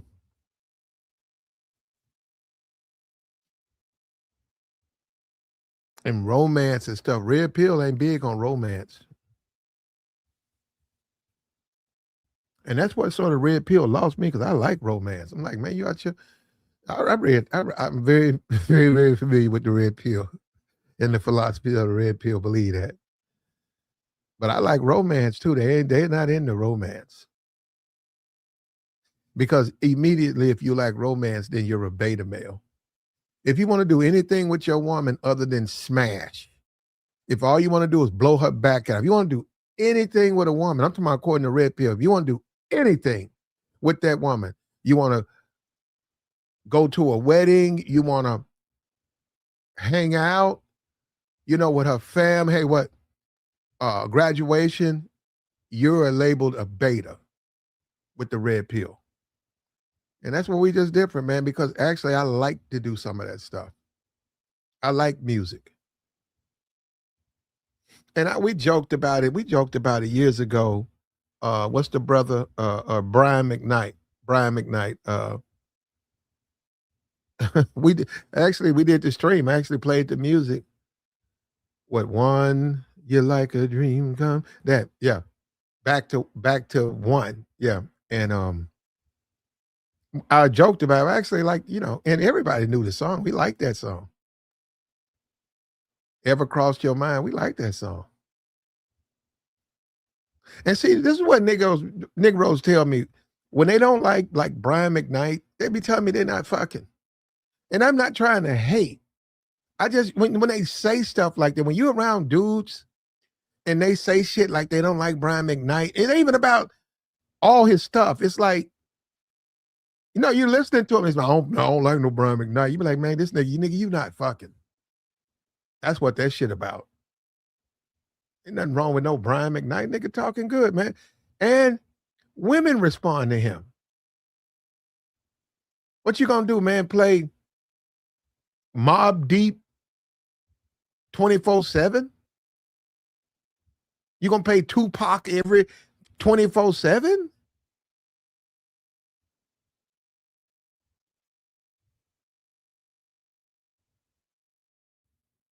Yeah, I saw they say he'll make him another fan. I got you.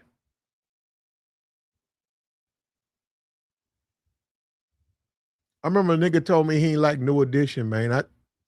I had some shit in my hand. That nigga told me I dropped that shit. And I looked at him, man. I said, man, that nigga said that. I said, this nigga. I said, New Edition, some young black kids that's making music in the sense that they representing the experience, once in a lifetime experience. These are this is the group that you're growing up with, and they singing their ass off. And some of that shit, they be on time. And he told me that, man. I said, man, this nigga not fucking. I'm sorry, I just looked dude dead in his face, man. I said, man, you not fucking. And he got mad about that shit too. And I was just done with it. I said, man, nothing else to talk about. You don't have to say nothing else. Fuck you mean you don't like New Edition? What kind of shit? I said, what kind of man says some shit like that? You're a black man in America. You don't like, why wouldn't you like New Edition? All they sing about is relationships and living. Johnny Gill, Ralph Tresvant. You don't like Johnny Gill? You don't like Bobby Brown? You don't like, I mean, look at that. You don't like Bev DeVoe? You don't like Ricky Bell? Yeah, when he said that, man, I said, man, I can't believe that man said that with a straight face. But he was on some thug shit. He was on some hardcore Wu-Tang thug shit. Yeah, and I was like, what? Nah, man. No, sir. You don't like them? But I get it though, man. Red pill, you can't be romantic.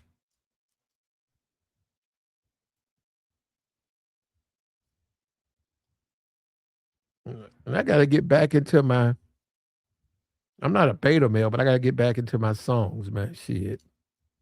I like that shit.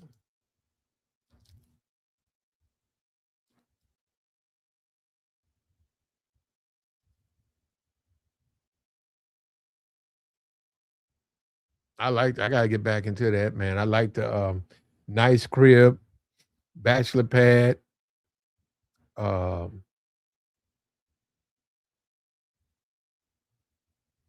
good your moods. I like that.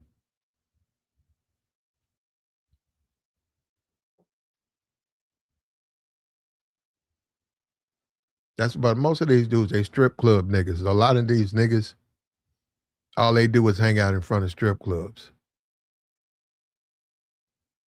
And when you try to explain to dudes there's so much more to life than strip clubs, they don't even understand. See, that's what I'm saying. I had to realize they don't understand that. That's their idea of relationships and women is strip clubs. They don't understand nothing outside of that.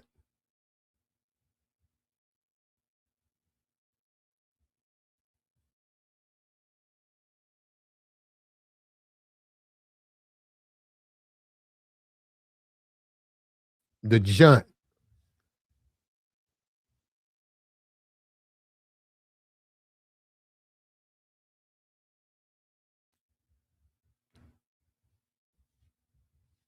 Hang out at the junt.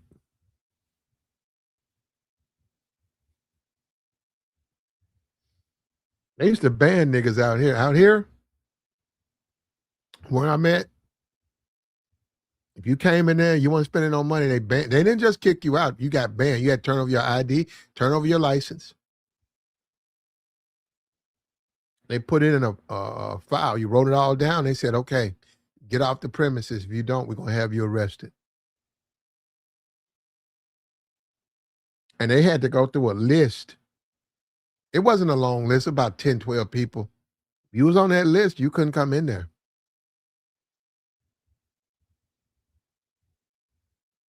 Yes, and I know you guys are thinking, yes, if you had a couple of girls in there, you got banned. They could come, you couldn't. They would tell the girls, okay, you free to come here and work, but he can't come in here. We don't want nobody in here like that. Nope, can't come on the parking lot. He had to be out on the corner, pick him up.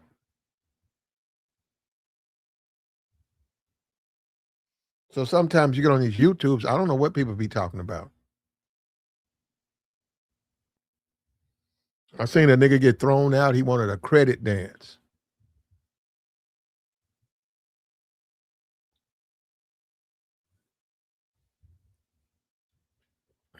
Nigga went to the VIP, talking about he want a credit dance. That woman said, what? He said, I'll pay you next week. Man, them guards almost yanked that man's limbs off. They snatched him up so quick. He was yelling the whole time, talking about he got his money. Let me get my money. I got my money in my pocket. I got my money in my pocket. I got my money. Man, they just chunked him out. I think he left for Jordan.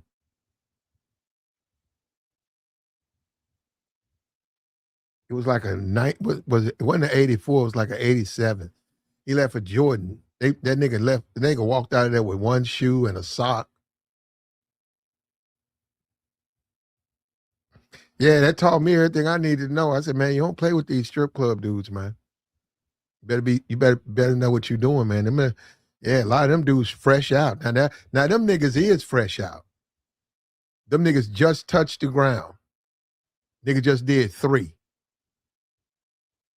I give you $100 a night, man. Come work at the Shake.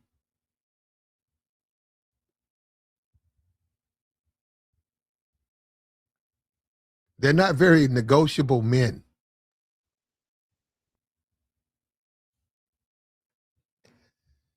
And I saw what they was doing. I was like, man.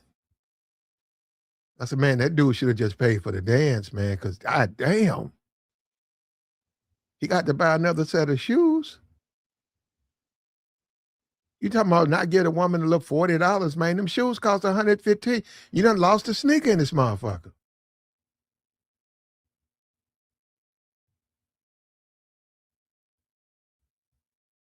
And there was about 15, 20 people trying to get in. They saw that shit. They chunked that nigga. They chunked him over some railing into the parking lot and invited him to come back. They all say the same thing. I'm gonna come back. I'm gonna come back, motherfucker. I'm gonna get you, motherfucker. They say, all right, bro, come on, we'll be right here. Gotta hurry up though, bro. We close at 3:30. All right. So go on home, do what you gonna do. Come on back, man. You gotta come up before 3:30. I gotta go. And man didn't come back, bro.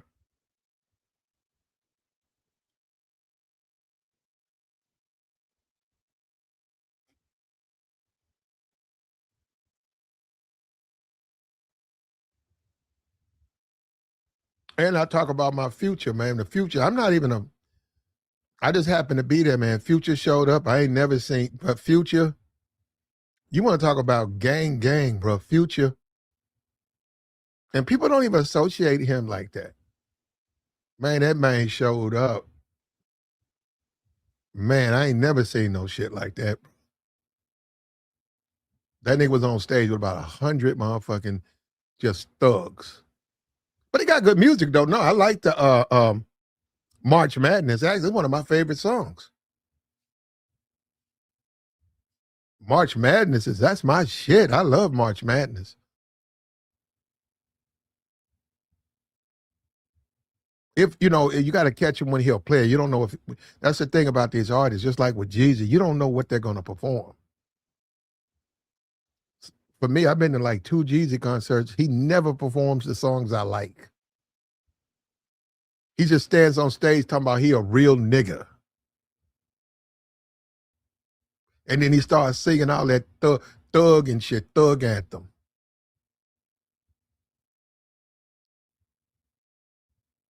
From the bottom to the top.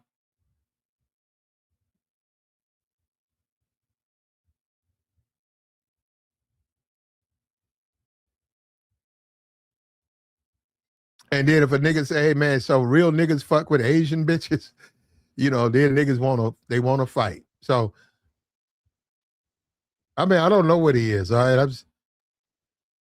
He wrote out My President is Black. So that was cool with me. I mean, I like that song. Actually, I think that's his best album, The Recession. I want him to sing I Get a Lot of, he ain't never did that. And he never made a video for that.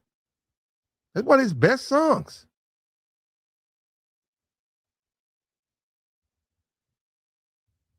I get a lot of hate. I get a lot of money. Let's talk about money. I ain't heard it in a minute. You guys know what I'm saying.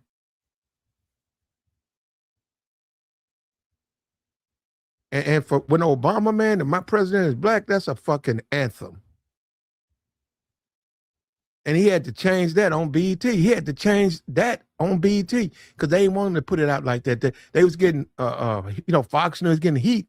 Man, My President is Black. And even Obama liked that song. What Obama was, he liked it or something. He went over to the man page and Barack Obama liked the Young Jeezy, My President is Black. I think Michelle was listening to that.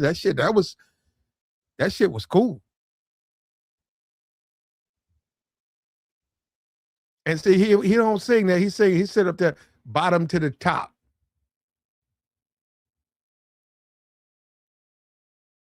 and seen it all.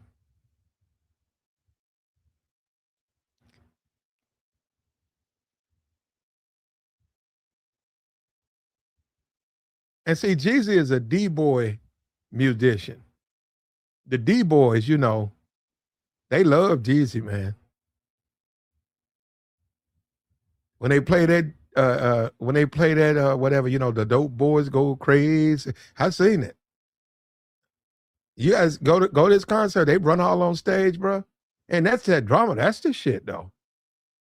DJ Drama, man, that's the shit.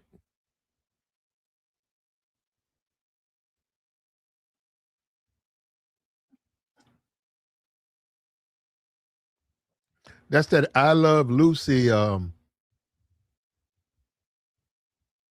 That's the I Love Lucy theme, and they got some heavy drums in it. But that's nothing but I Love Lucy. And that's genius the way Drama put that together, though. He took that theme, put some heavy drums in it, had Jeezy come in there, go crazy, and then got Jay-Z in there. I don't like Jay-Z part, but he did like that. But we're gonna get back over here, man. Look, Corey Holcomb knows the right people. If he did want to go social media, he could be the next Shannon Sharp. But I think he'd be bigger than Shannon Sharp because he knows people. He knows people Shannon don't know.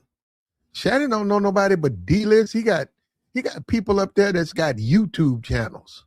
You got no motherfucking celebrities up there.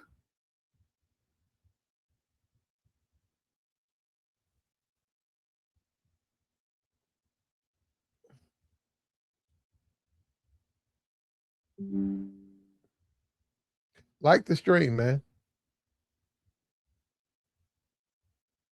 He got YouTubers on there. He got YouTubers. Shannon Sharp, millionaire, Hall of Fame wide receiver. He got fucking YouTubers up there. I'm telling you, it's an opportunity for Corey, a guy like him, because he knows people, man. He's been all over. He knows the whole industry. The entertainment industry, he got that shit wrapped around his thumb, but it's up to him to execute.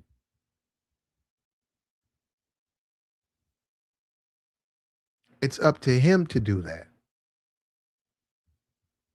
Now, that's up to him. If you want to argue and beef and put T-shirts on, I mean, that's just a waste of time, man.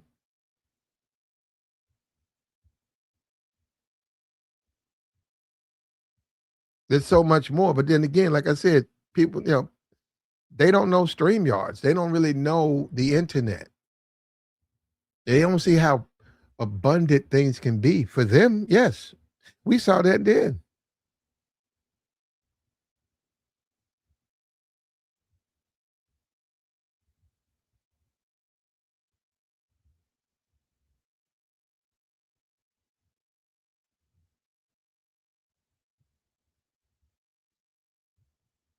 Like the stream, man. Support the platform. We got the join link posted, man.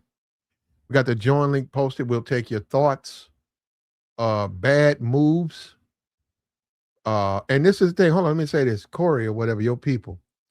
You got to get out of this that you think people choosing sides. Ain't nobody got no side, man. It's the way things are going. If anything, people are trying their best to protect you. You're not winning this, man. You're not winning this so-called battle with this guy. You're losing money, man. And that's the first sign you ain't winning. Your pocket, man, your bread. What about your bread, though? What about your money, though? And he could say that Anton could sit back and say, what about your money, though? Wait a minute, nigga. You talking about some of you put my people on a T-shirt, nigga. We'll deal with that accordingly. But what about your money, though?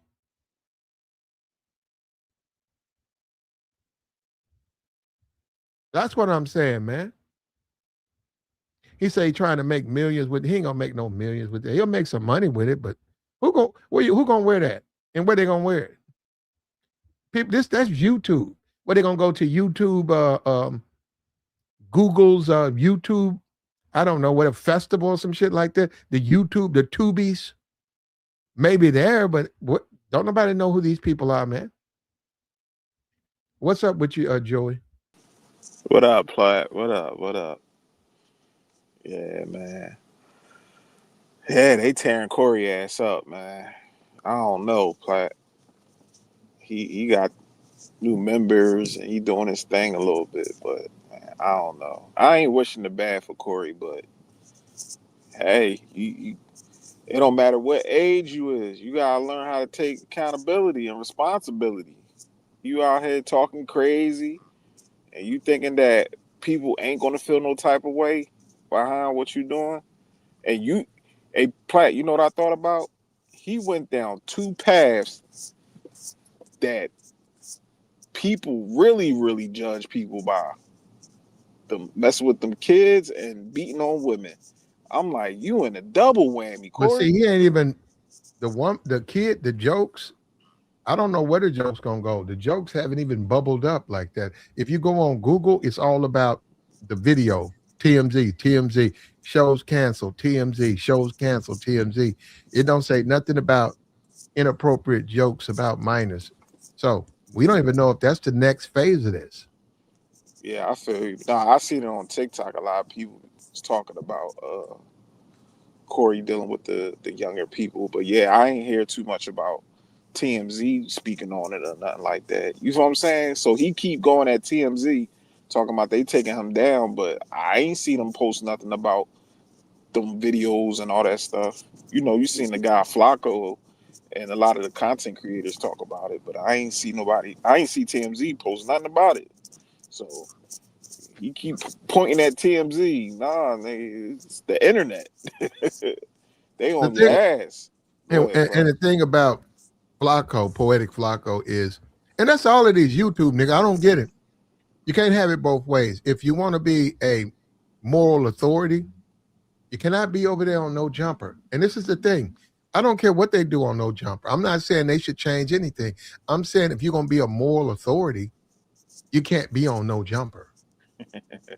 You just can't, because it's too much stuff going on over there that goes against a lot.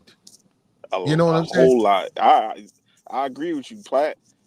he he over there with the riffraff. He up here making videos talking about these people ain't right, but you hanging around the bottom of the barrel. Yeah. Yeah. You got Like a man over there that let other men pipe his wife out. crazy. And then having a boxing match with him. Like I don't I don't take none of them guys serious, but that's what I'm saying. A lot of these dudes, And then that they chick, it's a chick. Did you see that girl that was on there? I don't know if she's still on there. I think she got who? fired.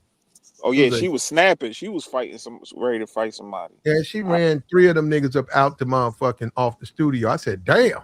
it's crazy. She got pissed off at them niggas. She got tight with them niggas. Them niggas got up and left. I seen the clip. I'm like, damn, Shorty going crazy. Yeah, I said, damn, they can't handle these women. But Man, that's how shit move out there, man. And uh, um, I looked at Corey's resume, Joy. He's got a lot of achievements. he been around for a long time. Corey been on the Mm-hmm. streets for a long time. The Shaq comedy show, that's what Mm-hmm. put him on the. I remember. Mm-hmm. Shaq. I remember. I mean, for Shaq to say out of the, 300-400 comedians that want to perform, Shaq picked him. He got that Jay Leno, you know, MTV, reoccurring character on the Cleveland show. Mm, Yeah, this dude's got a thick resume, man. Other niggas got a thin resume. He's got a thick resume, and niggas trying to take him down. So we'll see, man. but even with that thick resume he got though, Platt, he acting no different than a nigga that don't have no resume. You know what I'm saying? Once you build yourself to a audience and you got this good quality of people that follow you and You know what I'm saying? Go to your comedy shows, because I'm not going to take that away from Corey Holcomb. I know people like, oh, he ain't funny. Man, listen, like I say, it's subjective. Whatever you find fun, you might not find funny. The next person find it hilarious, but he has an audience. We seen it. I've seen it throughout the years. I used to listen to 5150. Mm-hmm. Mm-hmm. So I'm not gonna just be like, oh, he's just he ain't shit. Nah. I'm gonna be honest. Like, people like his content. O'Shea likes his content. That's why I don't understand why Corey just don't relax and just be like, you know what? Let me get out my feelings and listen to this guy. But us as black men, though, Platt, we Mm-hmm. get too far in our Well, emotions where well, we hold be up. trying to just go at everybody, and I don't think that's cool. Well, hold up. You got to understand, and people weren't born yesterday. Yeah. Corey knows, because he just had to deal with Anton. He knows people want to get next to him. You know what I Okay. mean? He knows that. So when he sees somebody really trying hard to get next to them, his antenna go up. Because why you want to be cool with me? You don't know me. That's what I'm saying. And I can sense that from him. He don't But he don't he don't think what O'Shea is doing, yeah. even though O'Shea favors him, he don't think it's for his benefit. He thinks he wants something. But O'Shea got a following too, where people listen to him, and they was cool before this whole ordeal happened. Both of them shot each other out and was saying they liked each other content. So I don't understand why There's Corey. somebody in the background. Okay. No, you're right. They were real. I seen them. Yeah, they Um, was tight. They was that means cool. there's somebody in there's a mediator in between them that there's some problem with, because surely somebody is telling Corey that he doesn't support him. Yeah. So But I don't think. I mean, Platt, I really don't think O'Shea got no ill intentions. My thing is, like I say, everybody's here to be used. You just don't misuse them. You know what I'm saying? So I think that both of them could have used each other and did something good. Shit, he did. Corey brung TLA out. Like, come on, man. Like, I don't yeah, see yeah, where yeah. everybody is trying to make it seem like, or Corey trying to make it seem like everybody's against him, or they want to see a black man. They want to see a black man come down. Well, They he's trying to upset. take a black man down. Well, you would be upset if you start losing money like that, though. But Platt, that's self inflicted. If I did that, I would sit back and evaluate what I did. I can't just point at people and say the words that came out of my mouth and my actions. If I put my hands on a woman, I'm gonna blame other people. No, I would have to take accountability, and that's why I feel like, as mostly, I can't lie, Platt. Mostly black, older black men, the main ones that be up here talking about women need to take accountability and these women need to do this and that. They the main ones that don't take accountability. They don't sit up here and say, "Yo, I messed up." No, they did this to me. They up there trying to take me down, messing my money up. No, nigga, you did. A nigga had I knew this older nigga at the job, right, Platt? Uh-huh. All the time, man. Nigga come in late. He ain't finishing his task. He ain't doing nothing. Bullshitting around. He blaming the supervisor. He blaming this nigga. He blaming that person. I'm like, bro, it's you. Then when they fire his goofy ass, man, that's all they want to do is take a black man down. They just try. Yeah. No, nigga, you the one that's messing up. I pulled him to the side and try to talk to him. Nigga, you twice as older than me, and I'm talking to you like, like what the hell? Get it together. I just want black men to win, Platt. And I want Corey to win too. All I want him to do is do a stream, be like, but I ain't that invested into Corey Holcomb. Like, I don't know. But my thing is, he just need to just own up and say, man, I messed up. It ain't on TMZ or O'Shea and anybody else. It's all on me. I'm going to do better as a man. I'm going to correct myself and I'm going to do better. And I apologize for my wrongdoings and what I've been saying. And it was raunchy comedy, but I shouldn't have took it that far. What's wrong with saying that, Platt? What's wrong with saying that? Uh, What's wrong? I don't Oh, see you nothing can't. wrong with that. But I agree with my man Freezone said that a lot of times when people apologize, that's when their careers start to tumble. But my thing is, come on, Platt. What Corey Holcomb really doing? Like, I ain't trying to disrespect him. He ain't in no he ain't in no movies. He ain't been in the He movie in a been in the long movie. time. No, Yeah, no, I I know I seen him. he been down there. Huh? He worked for Tyler Perry. He worked for MTV. He worked for he was with BET. Kevin Hart. Yeah, Yep, he knows these people. I'm saying, he said, Jamie well, why don't he come Foxx. in? He won't come in on the brother. What's the brother Dave Chappelle? Why should he? Dave Chappelle can make shit happen for him. Why should he go in and cook Dave Chappelle? That don't make sense. No, because Corey kept saying like every time he's gonna be the only one to call out comedians he feel like ain't up to standard. Yeah, but That's what he okay, said. but even with that said, niggas don't cook Anton. Mm, You think these niggas ain't trying to get something? mm. First of all, Joey, I'm from the hood. I agree, Platt. I They agree. from the hood too. He got bitched up. Oh, he ain't get bitched up. No, he ain't even come out there. Oh, He he ain't talking about shouldn't have that come out again, Platt. there. He said come out there. You said what about? But he got ran. No, he got did anything. They want something, and that's the same thing with. That's when you have something, you can watch people and you can see these niggas want something. These niggas ain't cool with me because they cool with me. They cool with me because they want me to do something for them. And that's this whole social media thing. So, uh, um, in my opinion, that's Corey's hesitation. He suspect now Corey when I got him a white guy. White guy got a social media team. It's a white guy. So I mean, look at it any kind of way you want. He didn't get a black guy. He got a white guy to do that. That white guy finna catch some numbers too, because they gonna make money. And as much as I don't want to say it, he got to get rid of Darlene, man.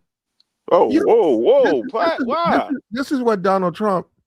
I have Huh? to agree with Donald Trump on this. Sometimes you got to fire people, and you can't be sentimental and weak because that hurts the business. You got to get rid of Darlene, But man. but but but that's for people that's not working to their full potential. D the damn near put her blood, sweat, and tears. That's why she won't leave. That woman put 16 years behind that whole show and with Corey Holcomb. She was there from the mud. You know what I'm saying? When they was in that little tool shed doing the show. I don't think that woman just gonna. I don't think Corey just gonna let. She was on the last show, and her and Corey. He apologized to D. You know what I'm You saying? got to let her go, man. But why though, Platt? It's a Why? business decision, brother. It's not personal. He still can be cool with her. They can still hang out, but But what this D is? What is she doing? That's he's making got you. to infuse that. Now that he's doing the YouTube thing, he's got to infuse it with the youth. Oh, oh, so you want a younger chick? No, he's got to put younger people on there. Nah, Corey ain't built for that. He ain't. Well, he hurting himself. If he don't, he hurting himself. He ain't having these young dudes on that show because Got to. He they hurting gonna himself. they gonna run laps around him because his philosophies, the way he think is outdated most of the time. Like nigga, no, ain't nobody trying to hear that old head.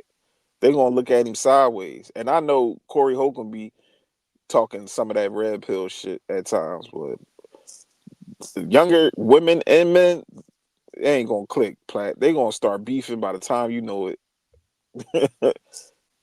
Cause they ain't trying to hear that what Corey be talking about all the time. And I saw a picture. While I was doing one of the shows, I went to her Insta, Yeah. and because I'm like, I mean, I seen her on the cover, and she wasn't really toting then, right? Uh, Oh, but she meaty though. No, I give you that. She meaty now at her age now. She's lumpy back there. So if that's what you like. a little lumpy back there. If that's what you like, but she's Latino. A lot of times Latino women don't know. I'm saying they be fine if motherfuckers Hell yeah. on the Hell bottom yeah. on the bottom half. They be them because they always walking. Them thighs be nice and toned. Mm-hmm. I call them Budweiser horse legs. Them legs be strong. Mm-hmm. Yeah, stallion.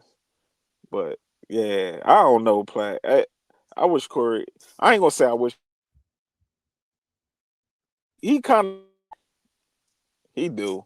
He talked to a lot of about a lot of people, a lot of men being backdooria, and a lot of people ain't stealing jokes and all that stuff. I ain't know he had beef with the what's his name, Brandon T. Jackson. I was like, damn, he was beefing with Brandon T. Jackson. How you beef with him? Like, what the hell? Off a lotto ticket? I'm broke. Yeah, Damn. I don't know. I don't even know who that is. That it's the younger guy. He used to played in the movie with Bow Wow Lotto Ticket. Yeah, you probably ain't see Uh, that. You probably see that movie. yeah, I seen it, but now I forgot about it. Yeah, yeah. It was back in the day. But he's on the like, he's a comedian. He doing his thing, and Corey was coming at him and all that. I don't know. Corey didn't talk shit about a lot of people. A lot. That's why one of them comedians was like, I want to stay far away from you because you cause too much drama. He ain't lying. At a certain age, Platt, you want to relax, kick your feet up. Yeah, Corey, at his age, yeah. Corey could have went down to the D.L. Hughley, Steve Harvey, Bernie Mac route. Get yourself a little TV show, That's kick your feet up. Okay, but that's how most comedians go. You said D.L. Hughley, guys like that, right? Now, you can't say Bernie. Bernie sort of got out of that because he had a TV show, but with the Bernie Mac show, but and the Jamie Foxx, you can't really put. But D.L. Hughley, what has D.L. Hughley done? And look, shout out to the brother. I know he's in the politics, but what I'm saying, he's a stand-up comedian, and now at his age, what does he do? I don't know. He probably makes a show every other week. I don't think he does. Michael Epps. That's what. And see, look, Corey's resume is thicker than theirs. Nah, not DL. Damn Yes, sure it not. is. It's thicker than his. Platt. DL is in the politics now. I understand, but DL he had a long career. A long career. Doing what? Platt, he was one of the kings of comedy. That's it. That's his resume. One Platt, page. the kings of comedy. The kings of So if I declare I'm the king, oh God. so if I stand here right now and say I'm the king of comedy, that makes me a king?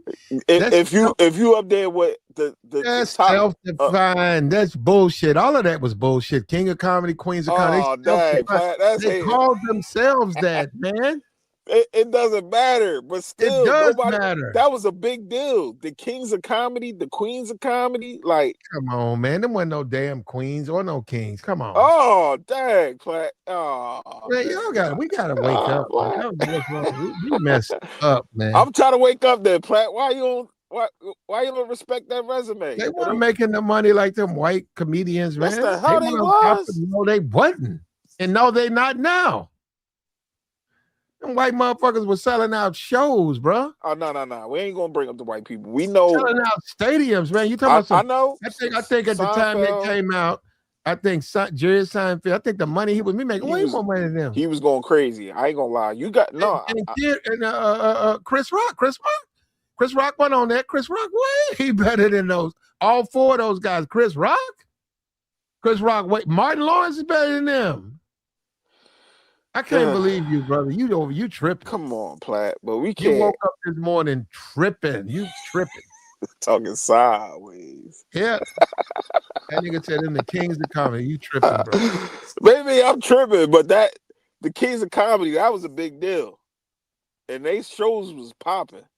I was a youngin', but my uncles and aunts, when that came out, then I remember it came out on VHS. Oh man, the whole hood was watching it. Now, D.L. Hughley ain't had the funniest parts, but he was there. Of course, Bernie was the funniest and Cedric the Entertainer, but come on. It depends on you as an individual. For me, Hughley was the only one that was funny.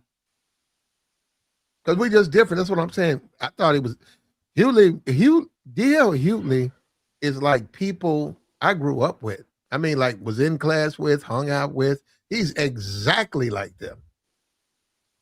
Those other guys, they were there, but not in, Somebody said, hold on, America. You said Uncle Jeff writes all of DL Hughley material.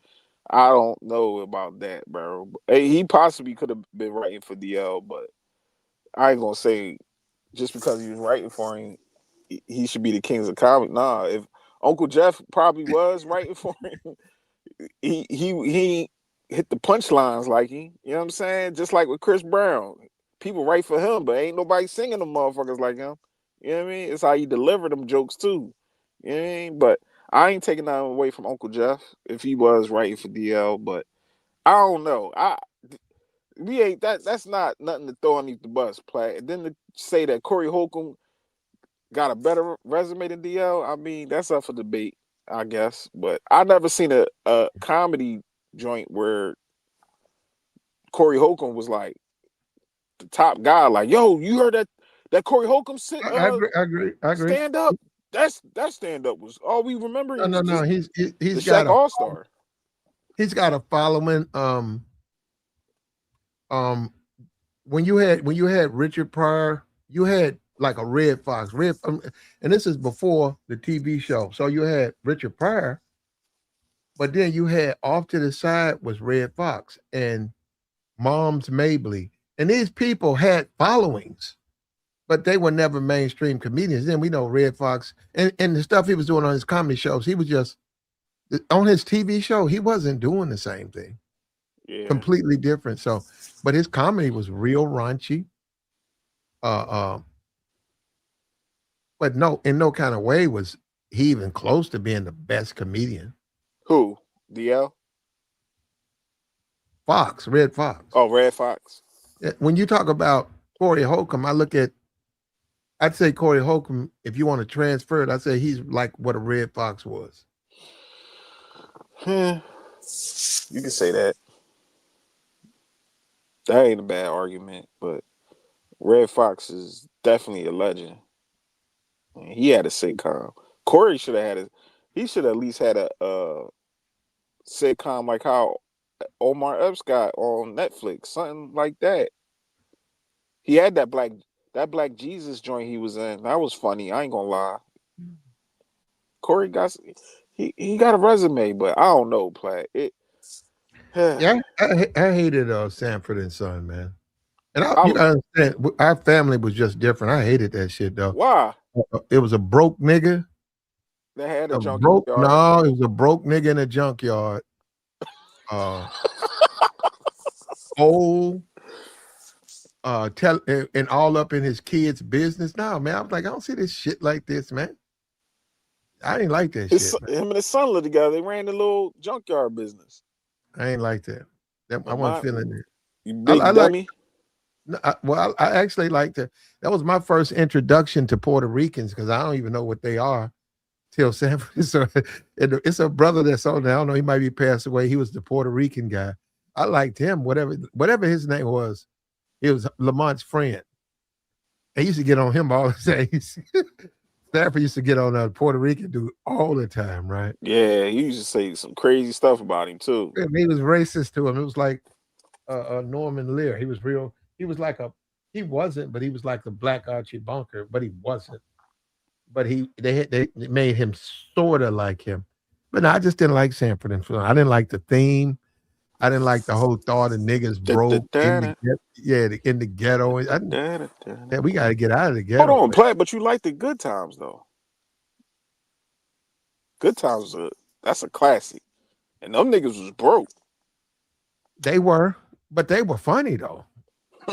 they were well written though. They were just better than Sanford and Son.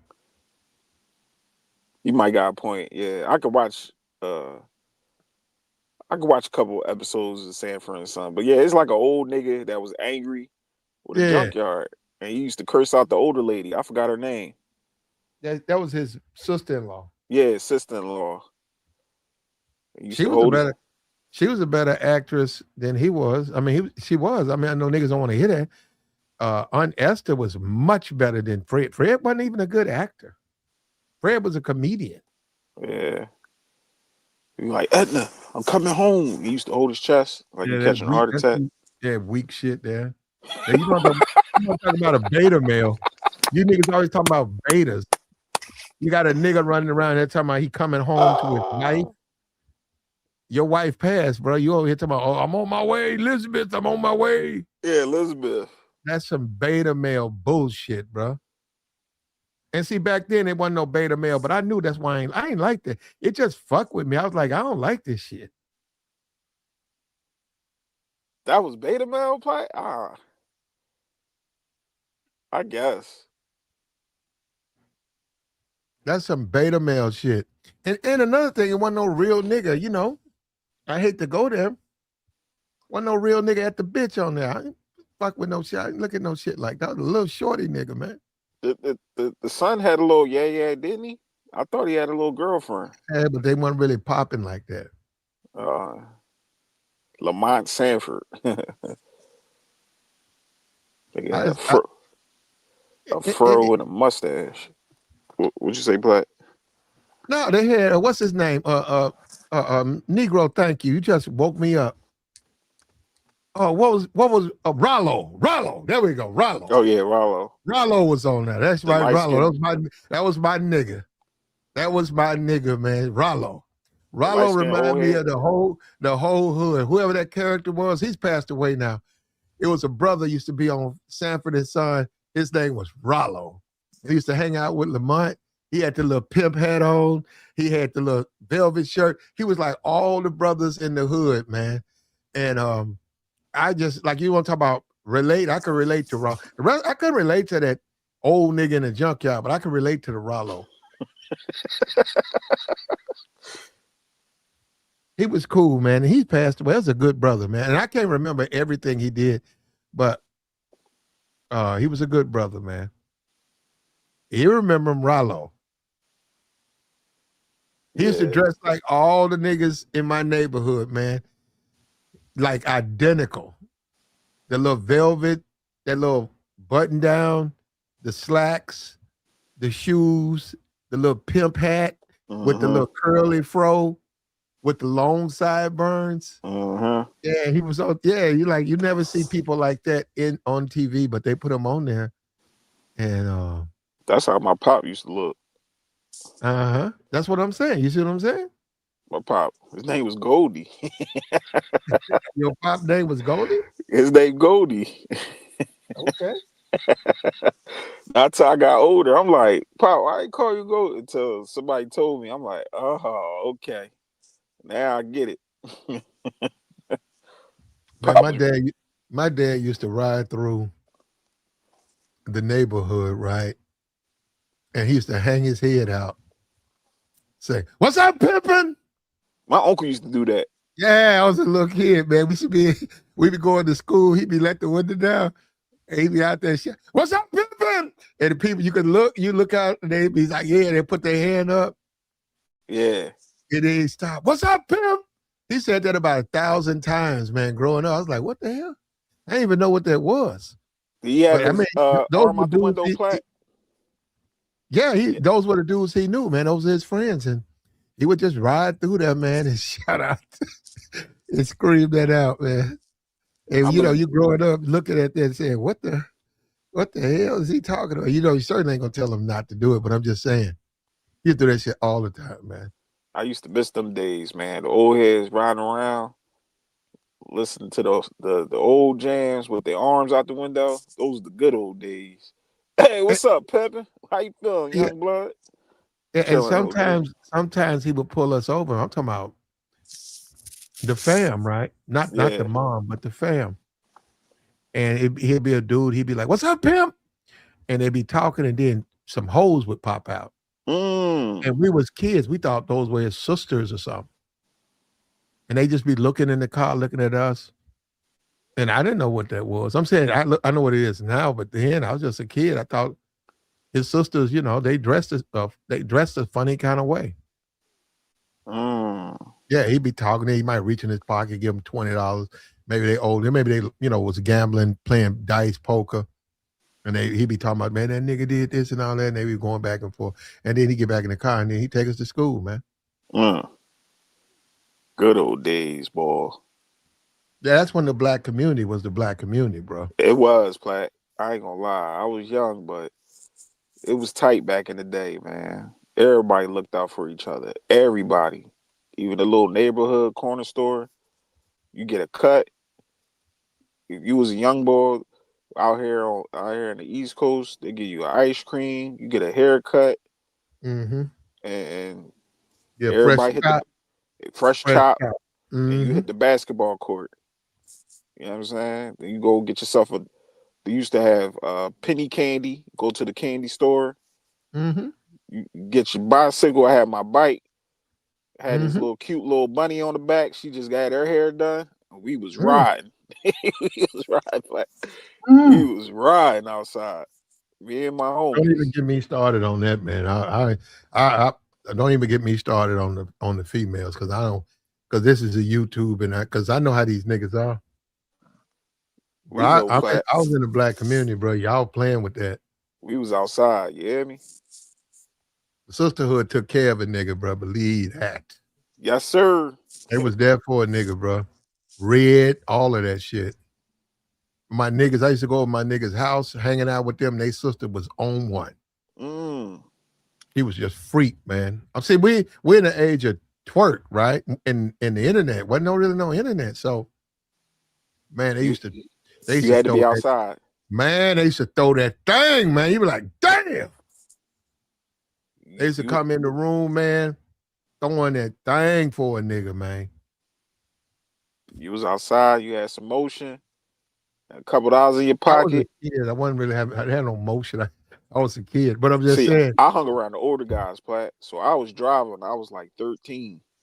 Niggas was looking at me like, yo, this nigga Joey crazy. I was pulled up on the block like, uh, I had a box Crown Vic. Man, you couldn't tell me shit. My mom was like, I know you ain't out there driving. I'm like, nah, mom. Man, my cousins and them snitching on me. I was pulling up at the mall and everything, Plat. I ain't give a damn. Niggas like, yo, this nigga Joey driving. Joy, we was out playing football. Yeah. This is a different time, right? Than my dad. Uh-huh. Well, I'm gonna get in. And I'm gonna say we was out playing football. I was a young dude. Yeah. It was about 11, and there was about 35 people watching. And dude came into the hood in a brand new Cadillac.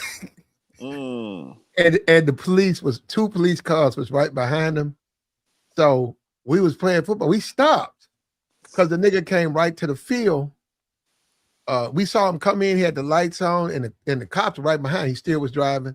And then he turned into where the field was, and the nigga jumped the sidewalk and put the car in the field, and then jumped out the car and took off running. Oh yeah, Just he was out. took off running. And the car was still rolling on the field, right? And we Mm-hmm. all moved out the way, and then we saw the cop stop, and the cop ran up in the car, and he hit the brake, and he stopped Breaks it. up in the park. Yeah. Yeah. And by that time, that nigga was gone. We knew him, though. It was a dude that we knew, right? We knew exactly who it was. And that was my first time experience. And I said, man, so what, the niggas be stealing out here?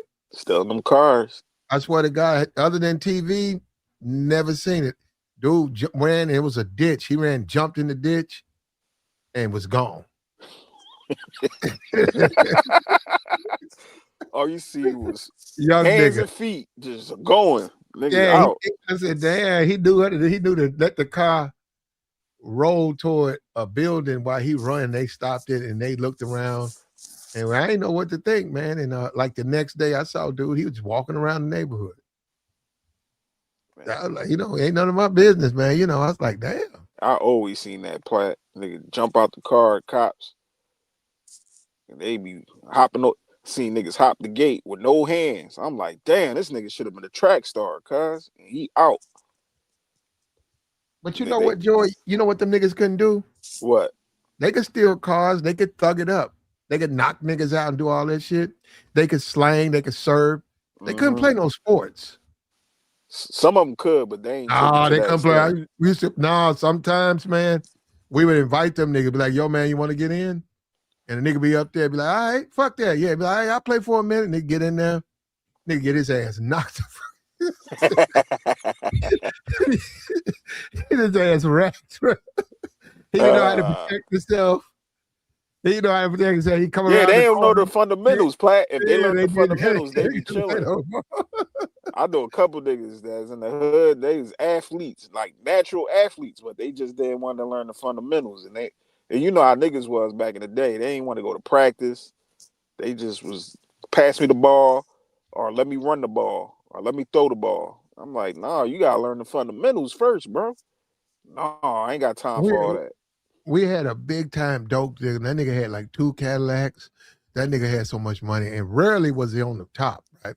He mostly had niggas working for him.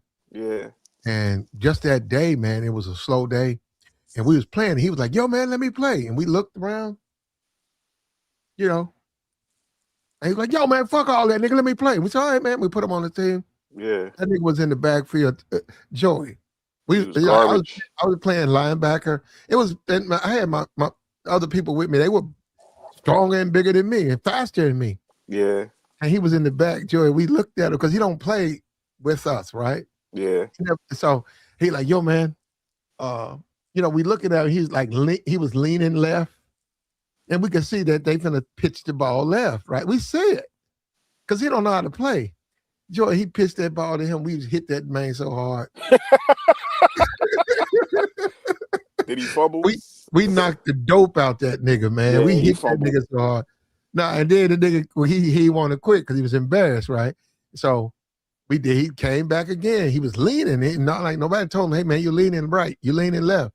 We know you finna run the ball. So forget the pass. We finna Yeah, blitz, you know you about to right? get. Yeah, you about to toss it Man, to him. I ain't never hit nobody. I hit that man so hard. I saw red. I hit that man so hard. Joey, that man, he was limping. He got off. It wasn't like some hate stuff or it wasn't no nigga Playing trying to. football. Yeah, man, that nigga started limping off. Joey, he had on all that designer. Uh, He limped his ass back he off. went on the field with He designer knew shit better. on. He said I ain't playing with y'all no more, man. Fuck yeah. He jumped right back in that wheel, dipped off. I know he did. I Yeah, probably sat down. none of them can play. That was Joey. I was there. None of them were athletic. Even on the now, you might find one. Now that is a thing. No, the truth is basketball. Basketball. You might one of them niggas, man. He got hands. Man, You'll see that nigga like your whole life dealing dope and being a thug, and then that nigga get on the court. You be like that nigga ain't. I ain't never seen that nigga dribble behind his back. He could dribble low. You like put that ball damn near 2 inches off the ground, and then come on in, throw it up, and make the basket. I was like, damn, like bro, you should be in the NBA. That nigga don't even practice. He could. I don't know how, but no, I saw that. I was like, man, how the fuck this nigga know how to dribble like this? I seen it. Nigga go from the block and go straight to the court and drop 50 on the nigga. I'm like, this nigga crazy, bro. My man Tone, I was like, Tone, you should be in the league, bro. He like, man, I ain't Yeah. got time for that shit, bro. And when Jordan said the best basketball player ain't in the NBA, I said, man, he He put that ain't in lying. he put that in Sports Illustrated. I said, man, he's so right. I said, man, growing up, I don't know what's up with them dudes. Man, them dudes could drip. Them dudes could ball. And we talking about dudes who ain't been in no gym, At ain't practiced all. in 3, 4 years. Man, them niggas get that ball, putting it all behind their back, between their legs, then off the backboard, bam. Mm-hmm. Number nets, just I, pop. I've seen it. Yeah, man. The black community is something else, man. I was like, man, that dude there, because I look at the NBA, I said, this dude better than anybody in the NBA, man. This nigga who serve up on top of the street, that nigga can ball, man. But he couldn't, he had got a case or whatever, things, And then it turns out when you talk to him, he played like 1 year, but shit didn't go right. And, he had to drop out. Yeah. Yo, what's up, brothers? Hey, what up, bro? Shit, just chilling. Us here, Platt talking shit about my favorite show of all time, Sanford and Son. Uh-oh. Uh-oh. That was my grandpa favorite. So it was that and Madlock, and it was another show. I forgot the name of it. He loved them shows, boy. Yeah, I Mash. don't I think a think it lot was of people Mash. know this, but Sanford and Son, it was really modeled after this British show. It's called Steptoe and Son, and Step. that's it. They just it's they brought it to America, and they just put a comic in it, which was Red Fox, and then the rest of the characters. And a matter of fact, just 2 weeks ago, Lamont just died. He was the last character from the Yeah, show. I saw that. Yeah, he just Was it passed away. true? Somebody said he was gay. Was he gay? No, that nigga had Okay. like 5, 6 kids. Okay. Okay. I don't know what somebody put that out there. Yeah, They did it. Lamont just It was a black woman too. I remember she came by the house. It was it was somebody's. Anyhow, this black woman said it, and she said that Sherman Hemsley was gay, and then she said Lamont was gay. That fucked me up. I said, "What?" Yeah, I heard. I mean, I heard Sherman Hensley was gay because, the thing. I know you said your favorite show was Good Times, but That that wasn't my favorite, but it was a good show. But go ahead. yeah, but That was one of what my good, favorites. but Good Times. You know that the dude that wrote all of those shows, Norman Hmm. Lear, Hmm. he was like 100 years old. He died like probably like I know 2 years he just ago, passed away. Yeah. and he created like so many shows, but they all spun off of each other. Like Good Times, like Florida was in Hmm. other shows of his, and then I think even the Jeffersons were in like a show before, and then I think Jeffersons were in Archie Bunker and different other shows, and they spun off and had their own shows. Dude was he was a beast at writing. Norman Lear, he wrote a lot of shows that were Well, top tier. he started out with Maud. Remember B. Arthur? I've heard of that show. Maud. Remember Yeah. Maud was the beginning, and Maud was a feminist, right? You getting all we in all of this red pill and stuff like that. Maud was a feminist, and Yeah, I mean, if he you wrote. remember now, the show itself collectively was not good, but if you just deal with B. Arthur and her husband, it was brilliant. Yeah, And we're talking about that's why the whole thing I'm saying, even with Trump, are you guys familiar with Archie Bunker? That's really what Trump is. Archie yeah, I'm was familiar Archie with was him. like that. Yeah, no, I'm saying My Archie, dad used to the, watch char- him. the character of Archie Bunker is he didn't he was he said he's Archie Bunker said um we all American, and if a guy wants to be a colored or a Puerto Rican, that's on him. Hmm. So that's what I'm saying. That's how they always looked at it. They never looked at if you black, you don't have your own identity. You If know, what's funny is that a lot of those shows, if we look back at them, of the actually the population of America, they were written for. I mean, of course, majority white, and the Mhm. next highest majority was black. And then, of course, you had like you said, some Puerto Ricans coming in from Puerto Rico at the time, which was American territory. But we never had any shows that had, like that were a show that had a lot of Asians, or a show that had a lot of Mexicans or a lot of Latinos, because the majority of the population, in those early '60s and '70s, was Mm. either white, black, and like I said, you had a small section of Hispanic. Well, But the yeah, dynamic has changed now. well, they would have been wasting their time doing it. I grew up; it was all black and white. Yeah, black people, white people. I think I'm trying to think. First time I saw an Asian. I First time I mean, saw an Asian is when I went to Japan, bro. I never even seen one. well, you remember Sanford and Son had an Asian dude on the show. Okay, okay. Was he Asian or Korean? He was Japanese. He was Japanese, I wasn't he? got you. I got you. Okay. No. You're right. We had a little store too. I wasn't even thinking about that. We had a little store. Asian dude. He was smashing a lot of sisterhoods. Yeah. So yeah. Bruce Lee, yeah, Bruce Lee. Yeah, Man. Bruce Lee. Well, no, not for me. I got you on that though. You wasn't a Bruce Lee? You ain't been with Bruce Lee, I bro? don't really know. That was before my time too, Joy. What? I thought Bruce was in like the early '70s. That was before why you know what? I like the way you niggas be doing that to me. Plat Just because 31. hold on. It's very possible that someone can like Bruce Lee and they just found out about Bruce Lee last week. That's true. Okay, that's what I'm saying. Yeah. No, the The only reason I even know who Bruce Lee is because he put that footprint on Kareem Abdul-Jabbar.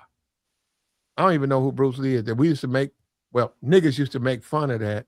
That when they was fighting, he put a footprint. If you go look at that movie, it's a footprint on when he kicks Jabbar. Yeah. It's a But footprint on his. It's but on Platt, his. the way you talk though is like, if you said niggas back then made fun of him, made fun of Kareem Abdul-Jabbar, shit, these niggas that don't know who Kareem Abdul-Jabbar is. Now you Definitely telling us, don't. you Well, telling it's us something irrelevant. totally new. It's irrelevant.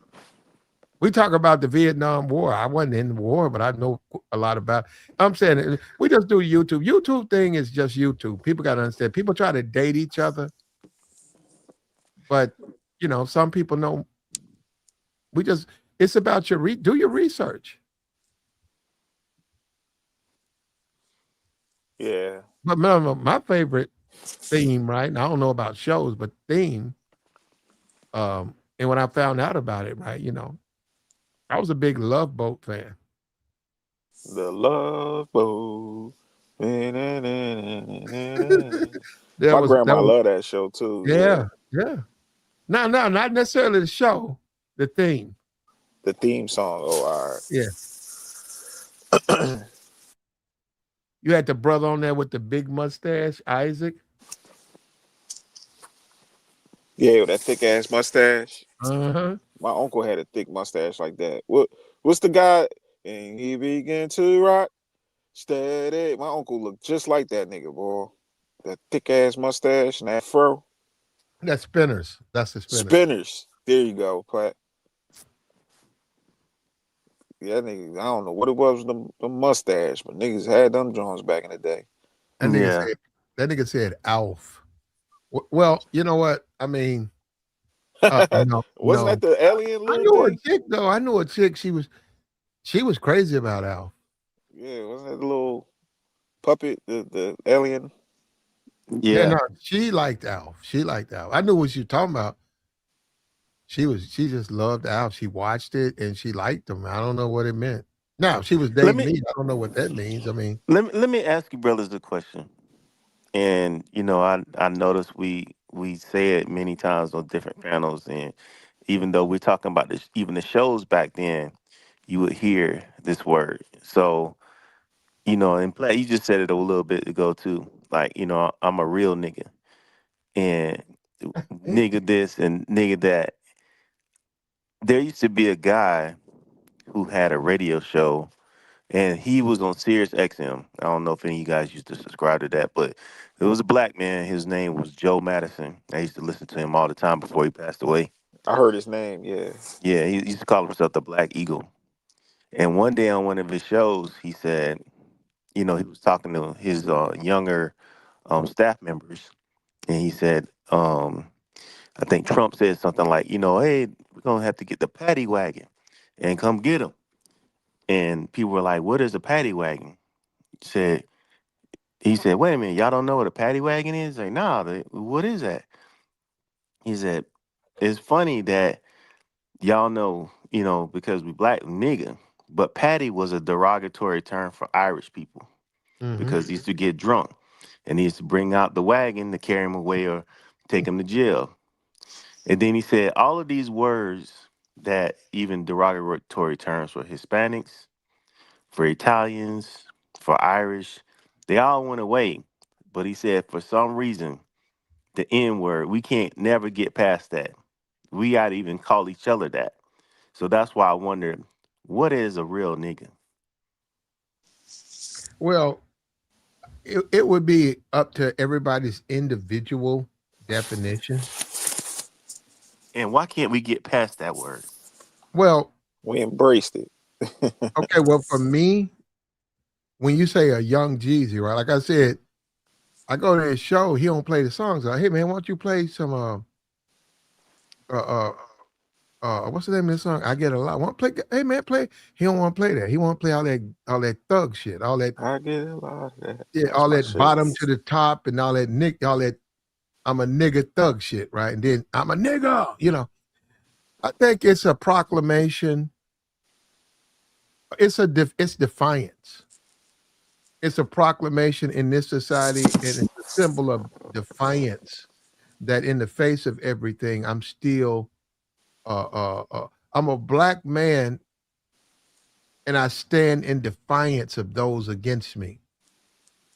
So you say, "Hey, Platinum, you want to hear?" I get a lot. I don't want to play that shit, man.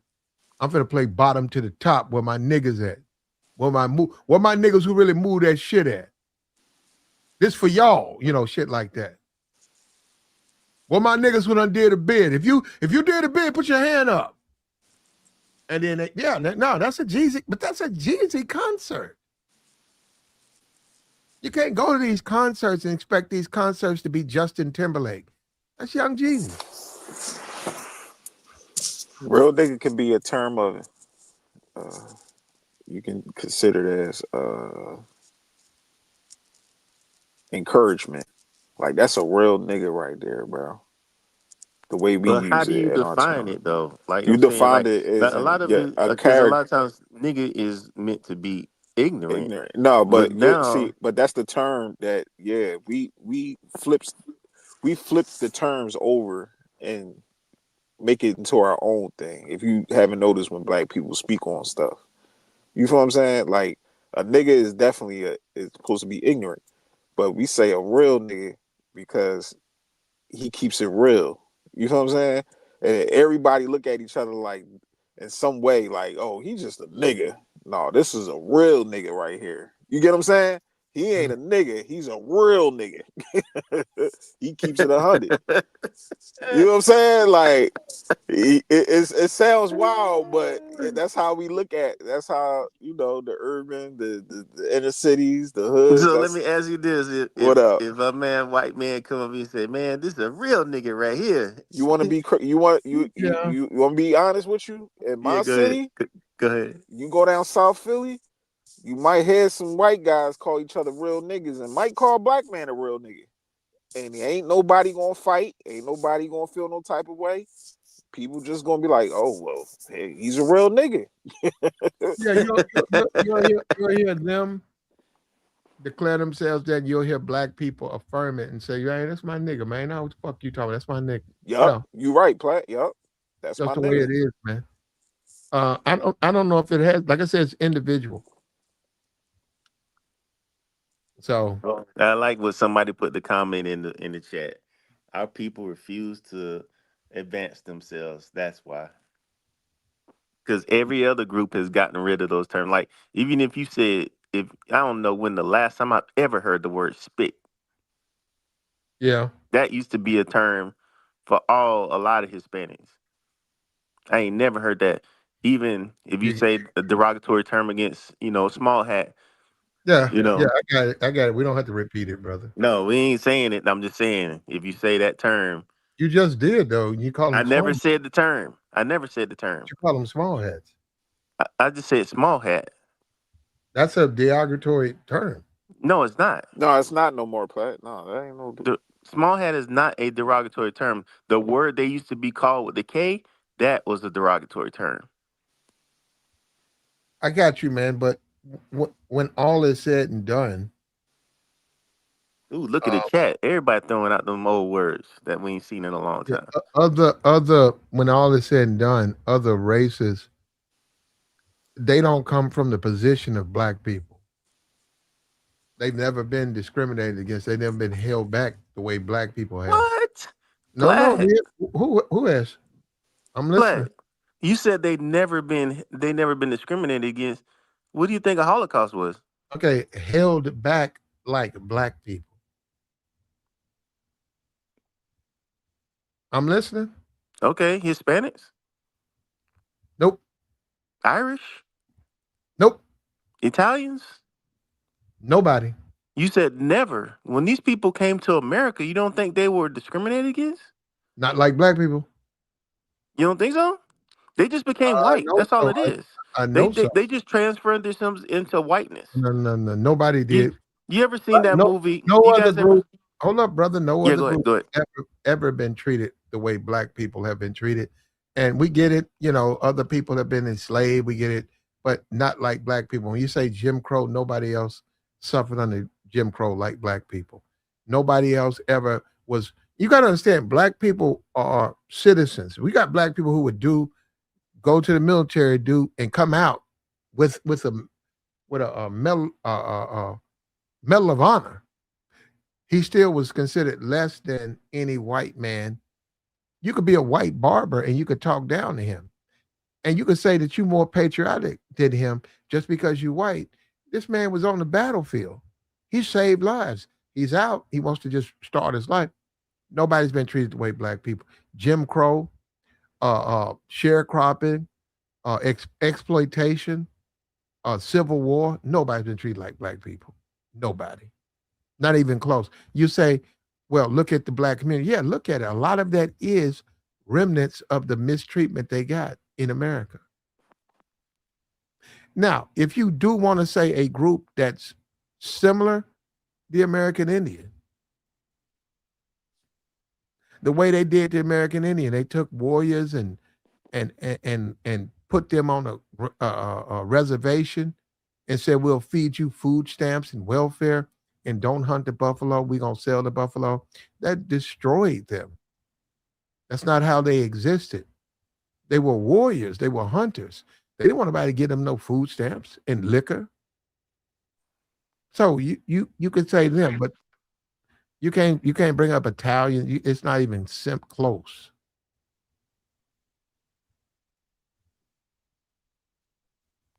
Well, I agree with you on Native Americans too. So Yeah, and also that was more than that. I think there's a book out called 500 Languages. All of those Indian tribes spoke their own language. Apache, Sioux. You got to go into the book. I don't know all these different Cherokee. They had their own language. That's gone.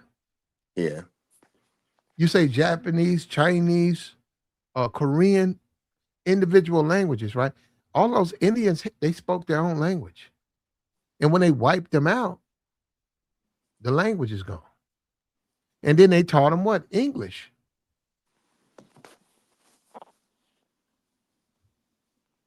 So the American Indian, he did get his reservation, but even with that, they never got real compensation mm, compared to what happened to them. And then that's another thing a guy told me.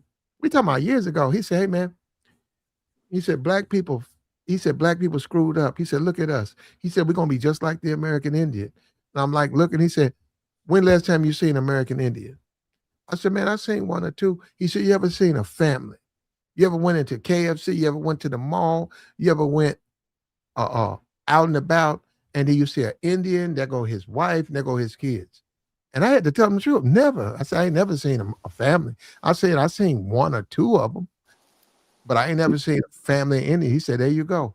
He said, Yeah, and yeah. America destroyed them. He said, black people are on the way, same way. I get them confused with Hawaiians sometimes, but you could tell the difference because they darker and their hair it's way thicker. You ever seen a American Indian family, Joey? I seen one when I went to Minnesota.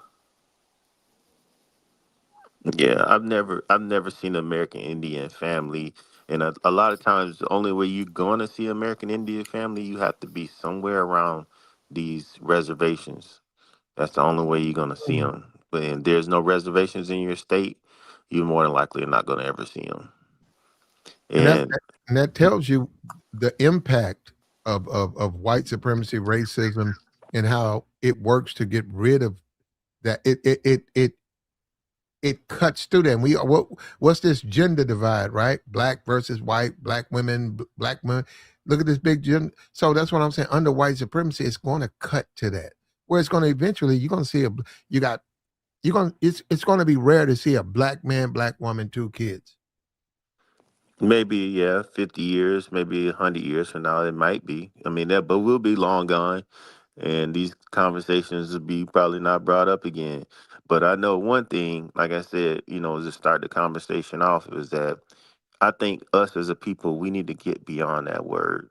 I know we've embraced it and everything, but I hate it, man. I don't even want my daughter even using it. I don't even like. to have music playing that has it in there, but it's in just about everything.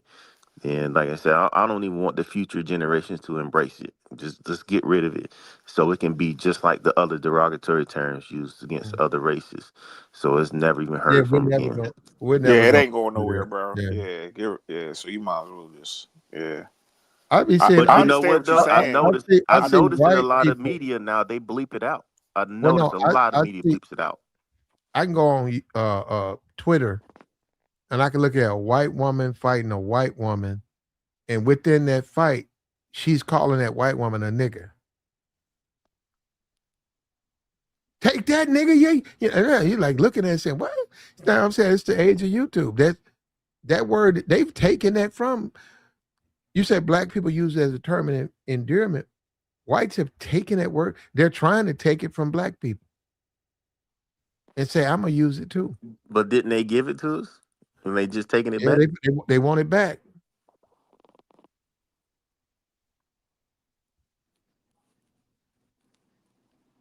They say, I want that back.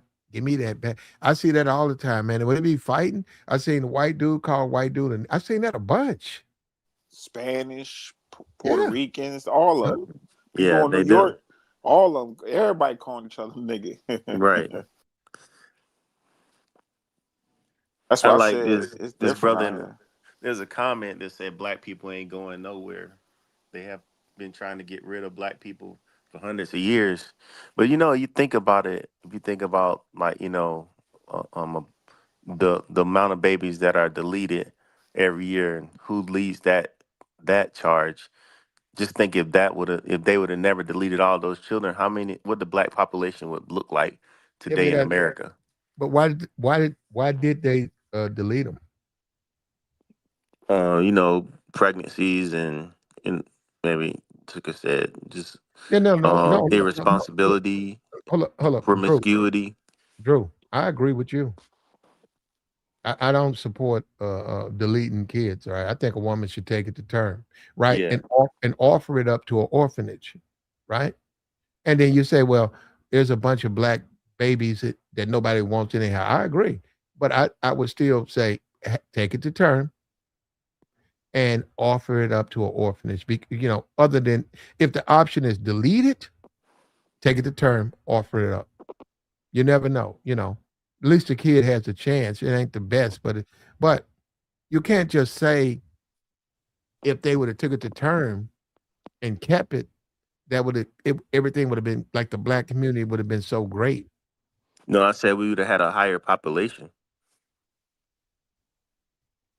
I said the And that mean, populations of and that means America, blacks would be huge. okay. I think Brazil's got more blacks than America, right? Yeah, but they never had no forced what was the lady who did Planned Parenthood? Margaret Singer. Yeah, so they never had a Margaret Singer like we did, who was systematically focused on that. So you are a Republican? I'm an independent, but I do lean more Republican in the sense of I did serve in the military, and more than likely, most of us we are Republican leaning because most of the times they pay us the most, they give us the most raises. Yeah, I'm not conservative leaning, but I got you though, brother. But see, from the standpoint, I'm military, patriotic. I am all of that, with no doubt. But when you sound like um, what a lot of the fake pandering conservatives, they have a lot of talking points. I'm not saying that's you, but Margaret Singer and stuff. And then it's like you ignore about the racism, right? What about No, I don't. I didn't racism? know racism. I know it being a victim. I don't want to be a victim. I don't want us to be, like I said. I started the conversation off by saying I don't want us to use that word that that we can't get rid of. Mhm. That's all I'm saying. I don't want to be a victim. And I'm not going to be a victim. So That's that what I mean, hold said. up. So if black people, which we know white, so if people say the N word, that makes you a victim. No, I'm saying that we have not gotten past that word, and then it's like you keep bringing we keep saying something that as is derogatory at the time when the word was used against us, mostly in enslavement, we were being victimized, and I refused to use that word. I refused to let it even come into my house with my daughter and stuff. Okay, so what do you call? Okay, what's the guy Anton, right, on his YouTube channel, right? Hmm. What do Anton you? Daniels. Yeah, he got Okay. cars. He got a lot of money, watches, right? You agree? Yeah, he does. Hmm. He got a I lot of mean, bread. from what I can tell, I don't know. Shit might be fake, but go ahead. Okay, so we can agree that from a YouTube standpoint, he's doing financially, he's well off, right? As it appears, yes. What do you call a black man who's financially well off? Successful. A nigger. Rich niggas. Some Yeah. people might call him. And I'm saying you got to understand. You keep saying we need to get beyond that. They still gonna call you a nigger no matter what, brother. Now, So you if black, said they, or hold up. you said So what do we? You said what do we call a black man that is I said successful and they. well off? I I call him successful. They may call him a nigga, but I'm saying we. We need to stop using the N word. We need to stop perpetuating it. So they're gonna say, I don't and call that him a mean nigga. hold up. And that means what? We stop using it. What? If we okay, since culture, it seems like a lot of white people have followed us with in rap and things like that, where we use the N word, so they feel comfortable using it now. But if we stop using it, I Mhm. guarantee you, a lot of them will stop using it also, because they'll be like, "Oh man, they don't say this in raps anymore. I haven't heard that word in forever." Are they Nah, niggas? it's Are they too. niggas? Are they niggas? Who? White people. What is a nigga? That's what I say. What is a nigga? Are you saying a black person? The definition of it Yeah. is it's a black person. Okay. It's not, hold up. Not in Webster, but it's more or less Webster's gonna say it's gonna say other things. It's gonna jump around. But Mm. what I'm saying is you're saying, okay, all right, I'm not Chinese, right? Do I refer to myself as a Chinese slur? Um, no, they do not refer to No, no. themselves as I'm that. saying me. I'm saying do I refer to myself as a Chinese slur? I'm not Chinese. No, you don't Okay, refer to yourself what, as a Chinese slur okay, because okay. it's not a popularized term. Okay, Just like when you so listen it's got to to be popular. Hold up, it's got to be popular. no, what I'm saying is not a popularized term and Okay, it's not a term that's being used. what That what goes ab- back to my original what argument what about about paddy what about wagon. what about JD Vance Mhm. and Nick Fuentes referred to JD Vance's wife by a racist Indian slur? I never heard that before. It, I never heard the racist slur that he referred to JD Vance's Indian wife as. I heard that on Nick Fuentes' broadcast. Turns out it's pretty common, but I don't know. I have no idea what's a racial slur to an Indian. You know So why? The reason why you don't know it is because one thing, they don't have a huge population here in America like they. Well, you probably never grew up with a lot of them. I never really grew up with a lot of them, so I wouldn't have known that term back then. But I want to reference something real quick. Do you guys? I'm sure you guys watched Chappelle's show and Chappelle jokes before, right? I know who you're talking about. How about you, brother? The other brother that's online, Oh yeah, yeah, yeah, Dave Dave. Chappelle. Are you familiar with the Dave Chappelle joke where he was talking about?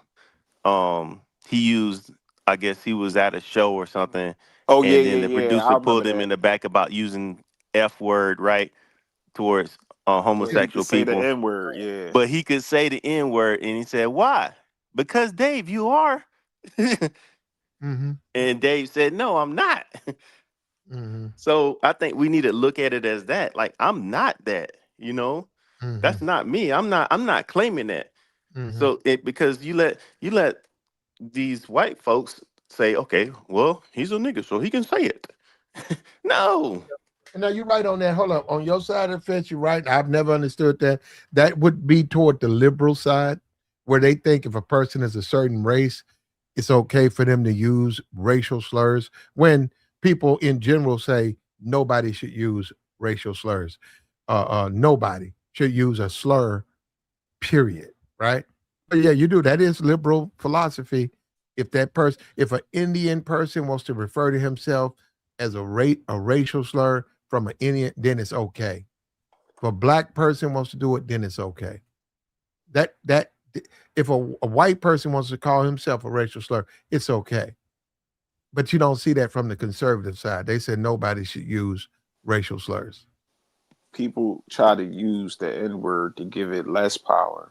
I get what my man is saying, but we embraced it to take that stigma away from it for what I was told.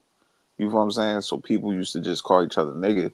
So if a white person ever did say it, you look at him like, all right, I'm a nigga. Fuck you. You a nigga too. Let me ask you, Joy, you ever met a nigga? I'm being for real. Your whole life. I don't look at it as a race with a nigga play because I think white people can be niggas too. I look at it. So it's okay for them to say it then, right? Like I said, I didn't see white people. I'm in Philadelphia. It's different. Like everybody, even out in New York, people calling each other niggas. I seen 2 white men call each other niggas.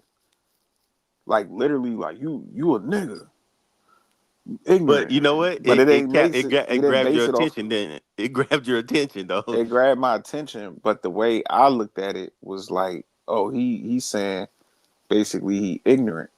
But I ain't just it's taking it away just by a race card. And I understand what you're saying, because the first time when you see a white man call another white man nigga, you like, what? Huh? Like, nigga, why you even using the word? But the way it is out here is different. Like we ain't going so much. It's dependent, because if it's like a uppity white guy, he calling somebody a nigga, you be like, hold on. But if he got like a little twang to him and a little hood, it sounds ignorant. I know. He can get away with it. He can get away with it. One of the worst things you can do as a black man is work for white guys, like you say, who Southern or who are, like you said, they're not elitist, because they're gonna treat you like a nigga, bro. Yep. So, and you got to wake up to that. And a lot of people, you don't want to deal with that. I done worked around in Platte, one of the racist parts of South Jersey. So I done heard it, seen it, Confederate flags, all that type. That shit does not move me. It doesn't. But I do understand my man is saying to take away the power of that. But the way things is today, our culture is in depth with the word nigga. It with the movies, the music, just the whole culture. We got Puerto Rican, Spanish. J-Lo, they even said the word nigga in her song. Cardi B say nigga. Like people that's not NRA, 6ix9ine, and a whole bunch of people. I agree with you, but I think what could happen, like I said, a lot of these people that you're talking about, the Cardi B's, the J-Los, these are people who had songs written for them, or shows that have writers, where the writer introduces the word. And I think if the writer didn't put the word out there, eventually it would go away. But if you got a writer, a ghost writer, whoever, they writing it, that ain't something when J-Lo said that, I was like, it don't even sound right coming out of her mouth. Like, who wrote that for her? Yeah, she said, my niggas got my niggas, and they was so and so. I'm like, huh? And J-Lo don't even mess with black people like that. Yeah. Not until she got around Ja Rule and Irv Gotti and them, then she started banging and No, she don't. Nah, she don't mess with us like that. She might have did some stuff for music back in the day. Puffy, yeah, she don't even mess with Diddy. Yeah, she had Puffy, and she was on Living Color, but I mean, she don't really mess with us like that now. Yeah. She like I just saw on the thing, some white woman, I don't know the name of the song. She got a hit in hip hop, and she just went 100% country. And they said she came into the black community, get her numbers up. Yep. She got dipped off. Now she's singing her country songs. A white woman? Yeah, I saw on Twitter. I don't know who she is. I'm just saying, she's got a hit. It's like number 2, number 3. A lot of the white artists, not a lot, but some will start over Yeah, here. it Cause started to be a lot of 'em. Post yeah, Malone, yeah. Machine Even Gun Lady Gaga Kelly, started over here. Lady Gaga. Yeah, she was their first songs with Wale. Yep. She dipped off. Yeah, it happens. Justin Timberlake, he just shit. Yeah, they dip in and dip back out. I don't. Yeah. Even Bieber, Justin Bieber, Yep. they dip in for a little bit, dip out. See, but that's the thing. What I always say, boss, because that's the one thing I don't like that black people do. We see a white guy, he busts a move, they be like, "Oh shit! Now look at him. Oh yeah. He can dance. He one of us." Yeah, It's invite him to the cookout. Give him a plate. like that one white girl. Oh, she do the country dancing. Niggas going crazy over. She really went viral and made a goddamn living off of doing this one dance. And it's like, huh? Lil Vicky and Platt. I know you like Lil Vicky. That's her name, Lil Vicky. I think it's Whoa, Whoa Vicky. whoa, Vicky. What Will Vicky? Will Vicky? Same thing with her. That's a pure white girl. You hear her talk normal, you like, what the hell is this? Yeah. Like Antonio Brown did whatever to her, bro. Antonio Brown was messing with her. Come If on, you want to man. call it that, he Oh man, he's we lost Ant, man. Antonio Brown slutted her out. How about that? Whoa Damn, Vicky? Antonio Yeah, Brown? I believe it. He had Antonio, Keisha Cole too. Antonio Brown slutted Whoa Vicky out because he was bragging on it. Yo, they Oh lucky. wow. They lucky I ain't go to the NFL, boy. I'll be going. I ain't gonna say I'll go crazy, but I ain't gonna be like Stephon Diggs. But man, I'll have it my way. Cause these motherfuckers, these chicks, they be man. Shout out to Yeah, Stephon but Diggs too. man, it's probably that you never did go to the league, man, because a lot of these guys are gonna fall for traps and money and traps and women, and you may look like a good life right now, but a lot of them gonna be in bad shape in the next 5 to 10, 15 years. We'll You be think looking back so? at them. Yeah, because I mean, look at it. I think the majority of them will be in bad shape. I think some would have made bad decisions financially. It was a dude that he just got killed out here in California who was a former NFL player that was homeless. I don't know if you Hmm. guys saw that story, but Yeah. he was out in the street, out in Skid Row, homeless, offensive lineman, former. Hmm. So you know that sometimes the money we think a lot about it, but I think the blessing is sometimes that we don't have as much because maybe we might turn into real ninjas. I Hey, don't hey, know. hey, Shannon, that's crazy. You say he ain't had no girls in high school. Stephon did. I think he had. He probably had a couple bunnies, but I don't know. When you at that level and you well known, and you got paper. I've seen guys. I know a couple guys that was in the league and been around. It's like the vagina just flows. Like they just get on you. They can. You ain't even got to be on no trick and shit. You ain't even got to say nothing. You could just be at a club chilling, and they but just come flowing right at you. but you know what though? I'm seeing for a lot of guys, and quote me, tell me if I'm wrong, but a lot of those former players that if they were unmarried and had a lot of kids out of wedlock or just never settled down, it don't seem that the opportunities come to them to continue on after the league in broadcasting or commercials or anything like that. I mean, look at Philip Rivers, man. They brought his old ass back, 40 some years old.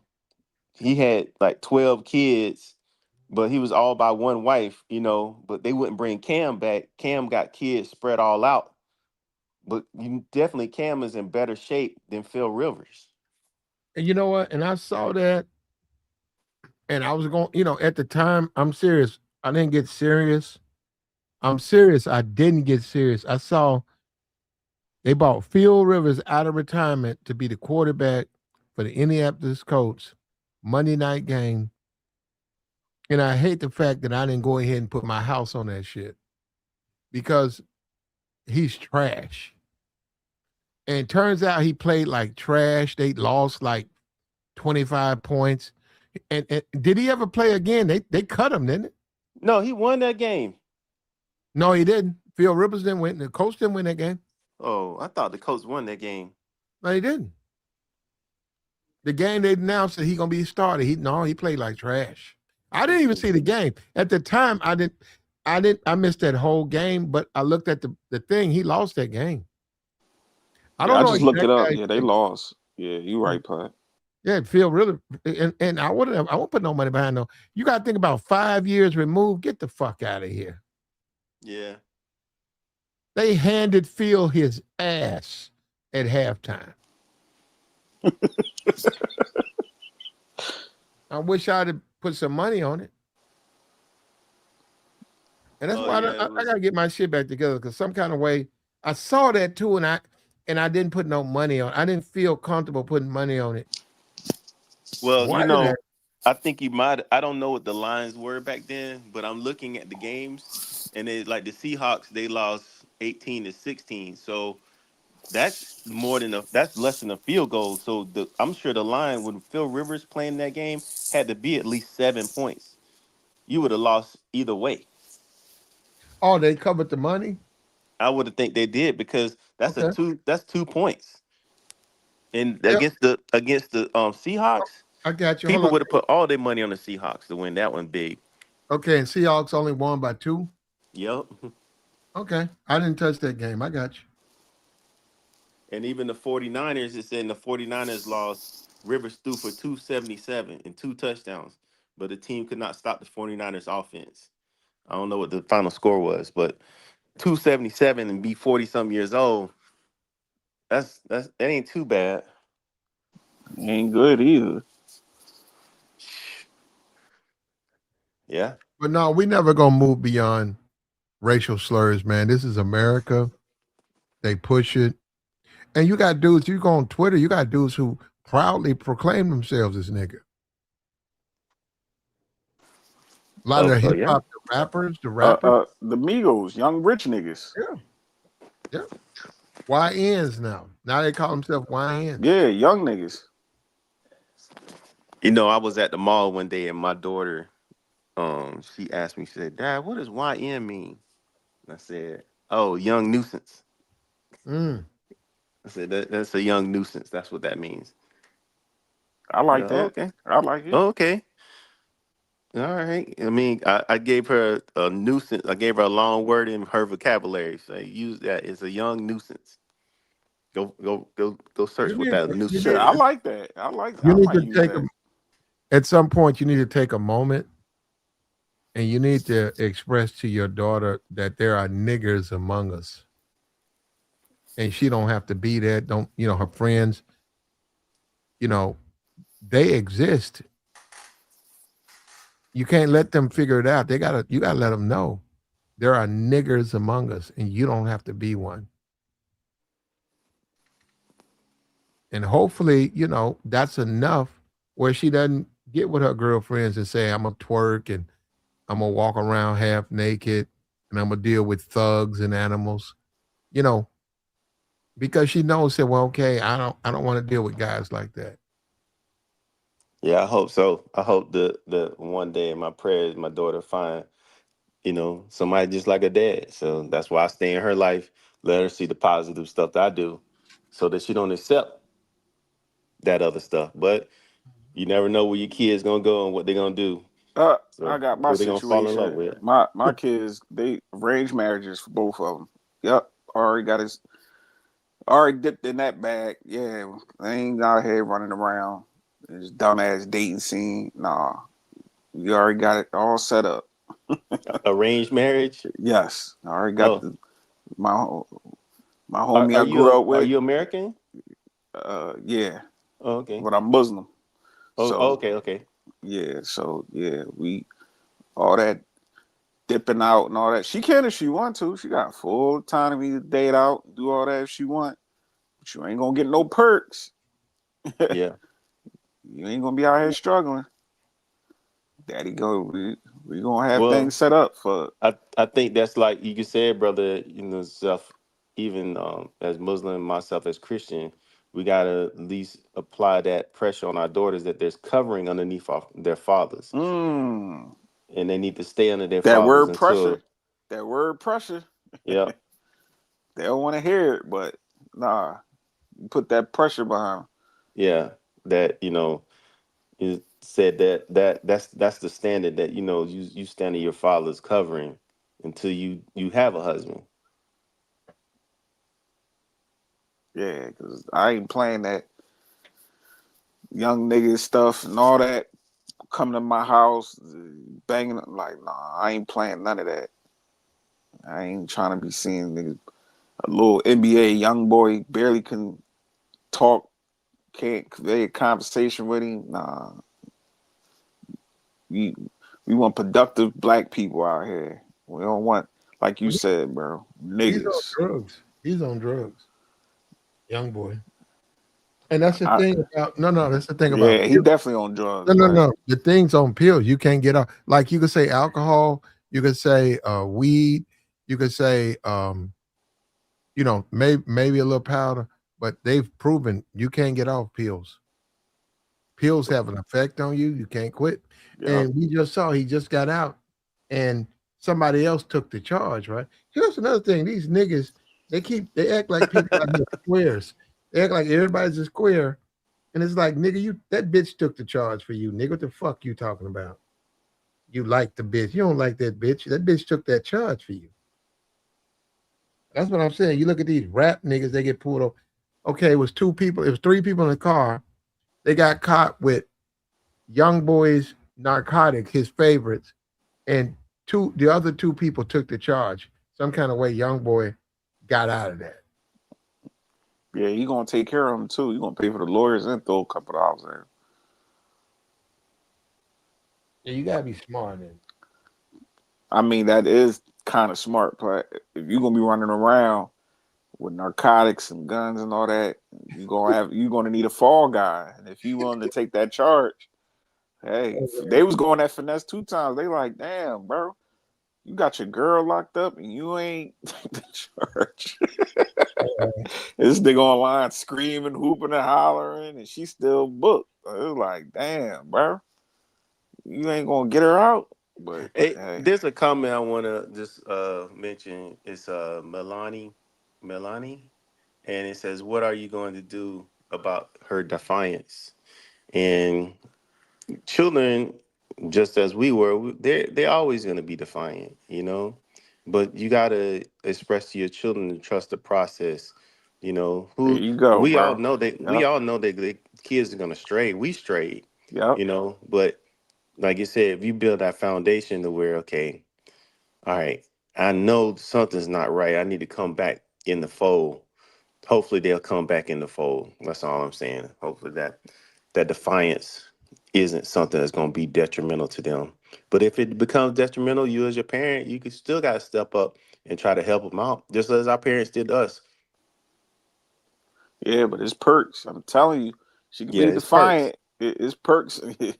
Yep, it's perks to being in the house It with mom and is. business. Yeah, And you're right about that. I want my kids to have families. Like you said, we probably ain't do it the right way. I didn't. And I'm saying both my son and my daughter, I want them to get married, have a fruitful family, and be one person. Don't be out here. Don't do what daddy did. Yeah, You know what I'm saying? They mothers actually married, so they good. Daddy, yeah, I might be married later on, but yeah, I want them to at least have some type of mindset where it's like, okay, because in the black community, I can't lie, we don't have that marriage mindset. We don't, because it's the hookup culture today. Wham, bam, thank you, ma'am. But we got to get back to families. We do. That's the only way we can at least try to have a community like how me and Platt was talking earlier. Everybody go to the grocery store, such and such know you, and such and such down the block doing some bullshit. You know the uncle gonna pull up and straighten him out, or this little badass kid right here, little grandmom or me mom gonna pull up and whoop his ass, and they mom ain't gonna get mad because he was out of pocket. You know what I'm saying? We need a community like that out here, but right now it's every man for themselves. Everybody doing their own little thing. Yeah. And then we got guys like this, Corey. I got to go back to Corey Holcomb doing bullshit. And as a community, we got to hold that man. Not me, and not nobody in the community, but the people around him got to hold him accountable. You know what I'm saying? Because in his head, he ain't wrong. Can't Oh nobody yeah. tell that man nothing. Can't nobody tell Corey, yo, you making bad moves right now, bro. You got too much going on. They on you. Just chill. Yeah. He, like I said, I think if he don't be careful, man, he might be wind up like a Louis C.K. where Mm. disappear and you don't hear from his ass ever again. Damn, what did happen to Louis C.K.? He was He gone after, disappeared. yeah.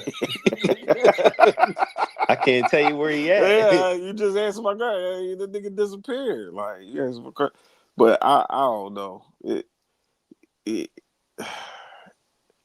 you nobody wants to be in that field for that long, years, 20 something, almost 30 years in that field, and you don't want to reap the benefits. Corey Right. Holcomb does want to be in a movie. He does want to be in a show and all that. He can keep that real nigga persona for so long. You know what I'm saying? Hmm. Like most people be like, oh, you a sellout. No, nigga, I sold out. Yeah. I mean, look at I mean, this let's even take Cat's career right now. I'm shocked that the rebound Cat has made, even with the because I know he's making a bag now from Netflix. He making it crazy bad. And he went from like he was doing like top tier movies, then dropped to the bottom, then came worked his way all the way back up to the top now. So I don't know. No, but I think I was watching a little bit of it. He basically was saying like how, since that Shannon Sharp interview, how that trajectory kind of got to him. Cause now, like he said, he gets paid to talk. He talks his shit, but it just everybody that he was getting at was a bunch of black people. Hmm. You know what I'm saying? Cat Williams, we know his past. It's a little shaky, but he rebranded himself. Corey, he might have to rebrand himself.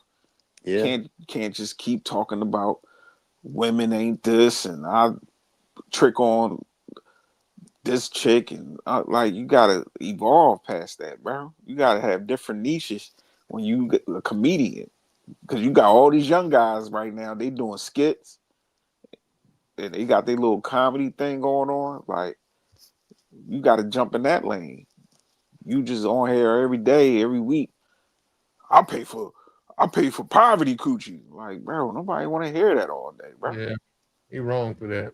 You gotta grow up, man. Like, come on, bro. And you making them type of determines looking at a 5-year-old and all that. It's nasty work, bro. Yes. Mm. Read the room. Read the room, Corey. Just say I messed up. That's all I want that man to say. I messed up. Yeah. I'm about to fix this. That's it. But that nigga ego is at the point. They going against it. They trying to take a but this nigga was talking about Martin Luther King and all that. Nigga, stop. Don't you put Even, your name in that the round with them. that stuff with lead attorney too, that now that really makes him look like man, you don't really know what's going on, do you? I ain't You no don't lead really know what's attorney going had on it behind in the him. scenes. I ain't no I, lead attorney had it in him to clap back. I hey ain't think he man, was, he but put lead name out there and then tried, No, tried to make those innuendos that lead was suspect. Lead came back, was like, man, let me take care of this from the jump. what did he say? oh, I oh, didn't. you ain't see lead attorney play? Yeah, he put a nice video out, basically addressing Corey With Holcomb. receipts. He put everything out there. Platt. He showed his lawyer, them conversating, had a and that last stream we was talking. I told everybody like, yeah, he ain't even made it seem like he was gonna bring him on without talking to Corey. But Corey was up there making it seem like, oh, all right, my lawyer ain't talked to you. Yes, he did talk to your lawyer. Your Yep. lawyer was Lead's confirming. thorough. Yep. Lead's he thorough. he's a lawyer. Yeah. Yeah, Like, he even asked it right in the email, like, I'm seeking permission to speak to your client. yeah, My client says yes, then no. And then Corey, like, that never happened. He pulled out receipts. That nigga Corey a dickhead, man. Yeah. He ain't even like. I don't think he really talked to his lawyer. Like, I don't know. His ego, bro. His ego is gonna be the death of you. He gonna keep every show now. Keep talking about somebody, and he gonna keep dwelling on stuff. And people, I don't know. He got his niche of people that's gonna keep supporting him. But whatever. Good luck, Corey. Good luck, Yeah. bro. But I that lead really think attorney, though. that was he got his ass. Like Yeah. he was a lying son of a bitch. I think though he better be careful messing around with TMZ. The one thing I can say about TMZ is that if they have a story, I ain't never seen them put out something that was like false. And if they put something out on you, more than likely it's true. I TMZ is remember, full of lawyers. I don't even know why he even want to go down that road. yeah. Journalists and lawyers. Like, why you I remember when Kobe died. I didn't even see it on ESPN. I didn't seen it see on it on no news. TMZ? TMZ was the first one. I was like, oh shit, if they said it, it's got to be real.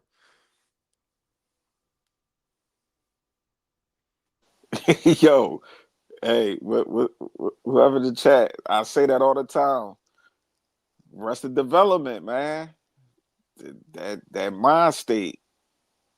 Yep. That you don't want to grow up. You won't be a Toys R Us kid. You can never do wrong. Nah, I ain't telling that man to address that PDF situation. And I heard you earlier, Platt. Yeah, we can't put that That jacket on blanket him. on him. Yeah, you can't Yeah. put that on him and call him that. But you could say the behavior is predatory. You know what I'm saying? By you speaking that way, because that's not cool. Yeah. You gotta be careful with that, man. You do the Yeah, way you you do. speak on children. That's Yep. various. That's it. Don't matter what it is, because I put it at this list. I say it's children, then I say older people, and then animals. Them three things people really take serious. Mm. You right about that. You get what I'm saying? Because they can't But defend themselves. you know what though? It's funny that I think us as the common folk, we think that with children. But I think back to what was that shooting that happened in Connecticut a couple years back. Um, when it was when Obama was in office, Oh yeah, I remember what you're Sandy talking about. Hook, Yeah, yeah, and how they said, all right, these are children that got killed. Like, oh, look at all these babies that got killed. There's gonna be reform, and it never happened. And it's like children were the top of the list. We're supposed to protect them at all costs. But yeah, yeah. A bird, yes. Animals, yes. People take animals serious out here. You'd be they do. surprised how many people that would they look at animals no different than us. You Yep. hurting them, you like hurting a human being. They're like, but You pet Michael children. Vick when he did that, man, oh Oh man, God. Yep. Yep. They treat them just like a family member. I was watching college football one day, and Kurt Herbstreit dog had died. He was crying, and they were comforting him like he had lost a child. yeah. A bird, yes, they do. They care about seabird. You in New York? But they do look at that as their kids though. They do. Oh Oh, yeah, they do. okay. A They Platt, do. where I'm at, they it's like the movie theater, not too far from where I live. People literally bring their dogs to the movies. It's the emotional something they call it. Wow. Support pet or something. Yeah, Yeah. and they Man, take it they serious. Like, yep. Man, they buy even on the plane. Man, I was coming back from somewhere, and dude, he bought the middle seat, and he was like, the dog, so his dog could have room, and it was his support dog could have that extra space, not to sit in the seat, but just have that leg room space mm-hmm. open to him. But black people, we just think we in our own world. Like, nah, it's a whole different world out here. People take things real serious. Yeah. You speak of on kids and stuff, and that Mhm. could really kill your career. And then you putting your hands on that's the two whammies that's gonna punch Corey out of his show. He ain't gonna get no bookings. Ain't nobody gonna pop up on him because it's like that's why he doing now, where he doing the members only. And I see what he doing. He doing the YouTube route. He gotta get this paper. He Yeah. might go to Patreon and do all that stuff, but he should have bended that. But Mhm. he thinking about the business now because that show money slowed up. He said, man, that when I heard that nigga say that Platt, he said, I missed the shaboom shebang, man. Like that nigga missed some paper. He probably what 10, 15 grand. That ain't nothing to I don't know if that's how much he would probably get a show, but them Es- shows it makes that shit adds up, bro. Especially, you live in California and how expensive it is to live in Man. California. It's like, man, you should have just went ahead and moved to Vegas then. If you're gonna be going back and forth, just move out here. It's cheaper to live. It is cheaper, I heard, out Vegas. It just be hot as shit out there, boy. Mhm. That's what air conditioning is for. Uh-oh. Yeah, you right about that, bro. Got Well, AC. yeah, yeah. It's at this moment, right, when I gotta go ahead and shut it down. Holla at you, Platt. Good All show, Yeah, right, man. Platt. Black. Peace, man. Appreciate you, Drew, man. Don't be a stranger, brother. I won't, man. Just All right. don't come up there to give me my Sanford and Son smoke no more, though. All right, there you go. Hey, All Platt, my All right. right, birthday brother. was yesterday, Platt. Happy birthday to you, brother. Yeah, Platt 41, man. I'm getting old, 41. You Platt. made it to 41. How you know? Look at that. Made it here, Platt. Out them 30s and 40s. I be Hey, waking man. up, my knees be hurting a little bit. I'll be going to the gym like, damn, That ain't got nothing to do with you. That ain't, the knees you starting to could be, buckle. man. You don't start really getting unhealthy to around 70 if you take care of yourself. Yeah, because my Yeah, you uncle, just in your yeah, 40s, so you could. I can Mike bounce back. Tyson, when he fought Luke, is older than you. What was he, 45? Oh, Mike Tyson? Mike Tyson is 50. Oh, you talking about when he fought his last fight with Jake Paul? Yeah, yeah. Yeah, yeah. But But happy birthday to you, Joey. appreciate it, Platt. Holla at you. All right, man. Take care. We out, man. We appreciate you, man. Like, share, support. Like the stream, hit the like, subscribe to the channel, support the platform. We're gonna bring you more and more and more and more of this.